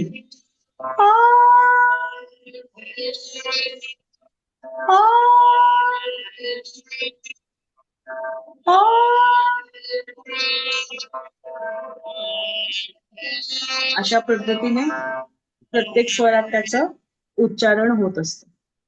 तर जेव्हा आम्ही पर्सनलाइज केस घेतो त्याच्यामध्ये प्रत्येक डिसऑर्डरशी रिलेटेड त्या चक्राशी रिलेटेड व्याधी असतात. त्या चक्राशी रिलेटेड ते स्वर, त्या स्वरावरनं तो रागाचे आयडेंटिफाय करणं आणि त्या रागातले तुम्हाला वेगवेगळे आम्ही साऊंड्स किंवा त्या इन्स्ट्रुमेंट रागाशी रिलेटेड काही क्लिप्स, ऑडिओ क्लिप्स आम्ही प्रोव्हाइड करत असतो की जे तुम्ही ऐकलं तर तो प्रॉब्लेम किंवा त्या चक्राशी रिलेटेड जो प्रॉब्लेम आहे तो कमी होण्यासाठी मदत होते. आणि प्लस मी म्हटलं तसं ही वेगवेगळी टेक्निक्स आहेत, पण सगळ्यांना सगळं टेक्निक्स युजफुल असतात असं नाही. प्रत्येकाच्यावर आणि त्या टेक्निकमध्ये वापरलं जाणारं संगीत हे सुद्धा प्रत्येकाचं सब्जेक्टिव्ह राहतं. तर अशा पद्धतीने त्याच्यात उपयोग केला जातो. तुम्हाला काही अडचण वाटली किंवा तुम्हाला काही त्याच्याबद्दल सल्ला हवा असेल तर मला नक्की तुम्ही कॉन्टॅक्ट करू शकता.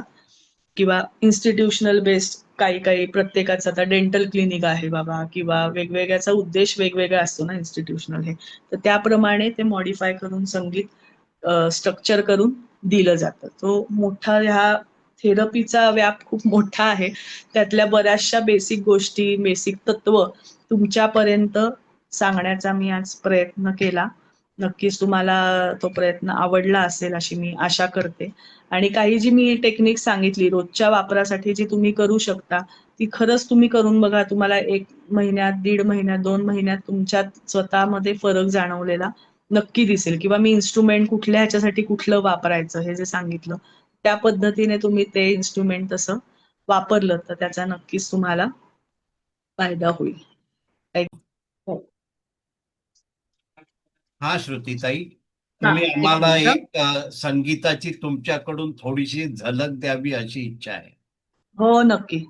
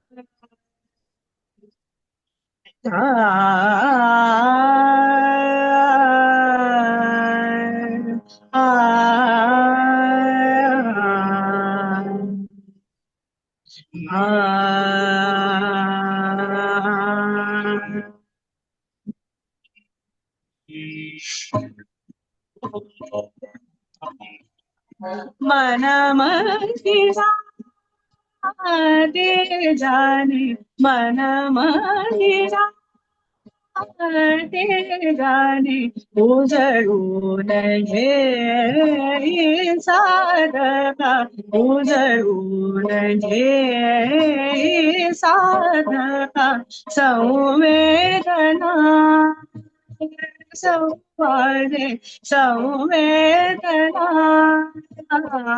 संवादे सहवेदना जपदाना सहवेदना जपदाना मन मंदिरा दे जाने उजळून घे साधका मन मंदिरा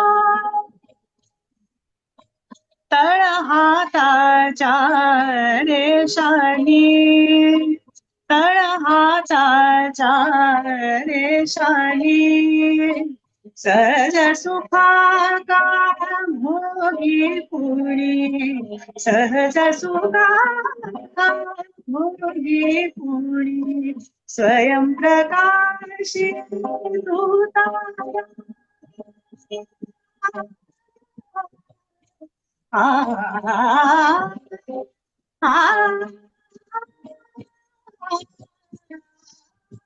स्वयं प्रकाशी दूता सौंदर्य भर पंखातून स्वप्न उद्याचे, भर पंखातून स्वप्न उद्याचे, झेप घेले पाखरा उजळून घे सारखा जगताना मन मंदिरा, मन मंदिरा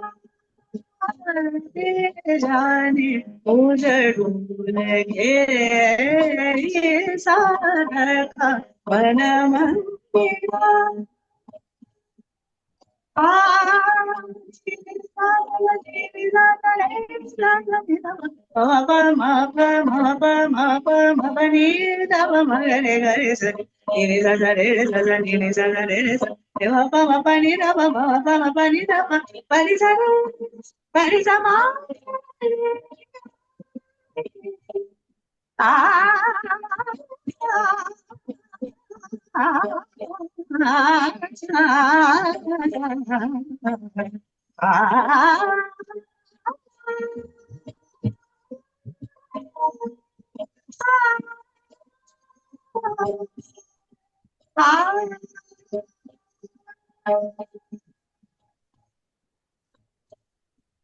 तनन तन रे रे रे तनन तन रे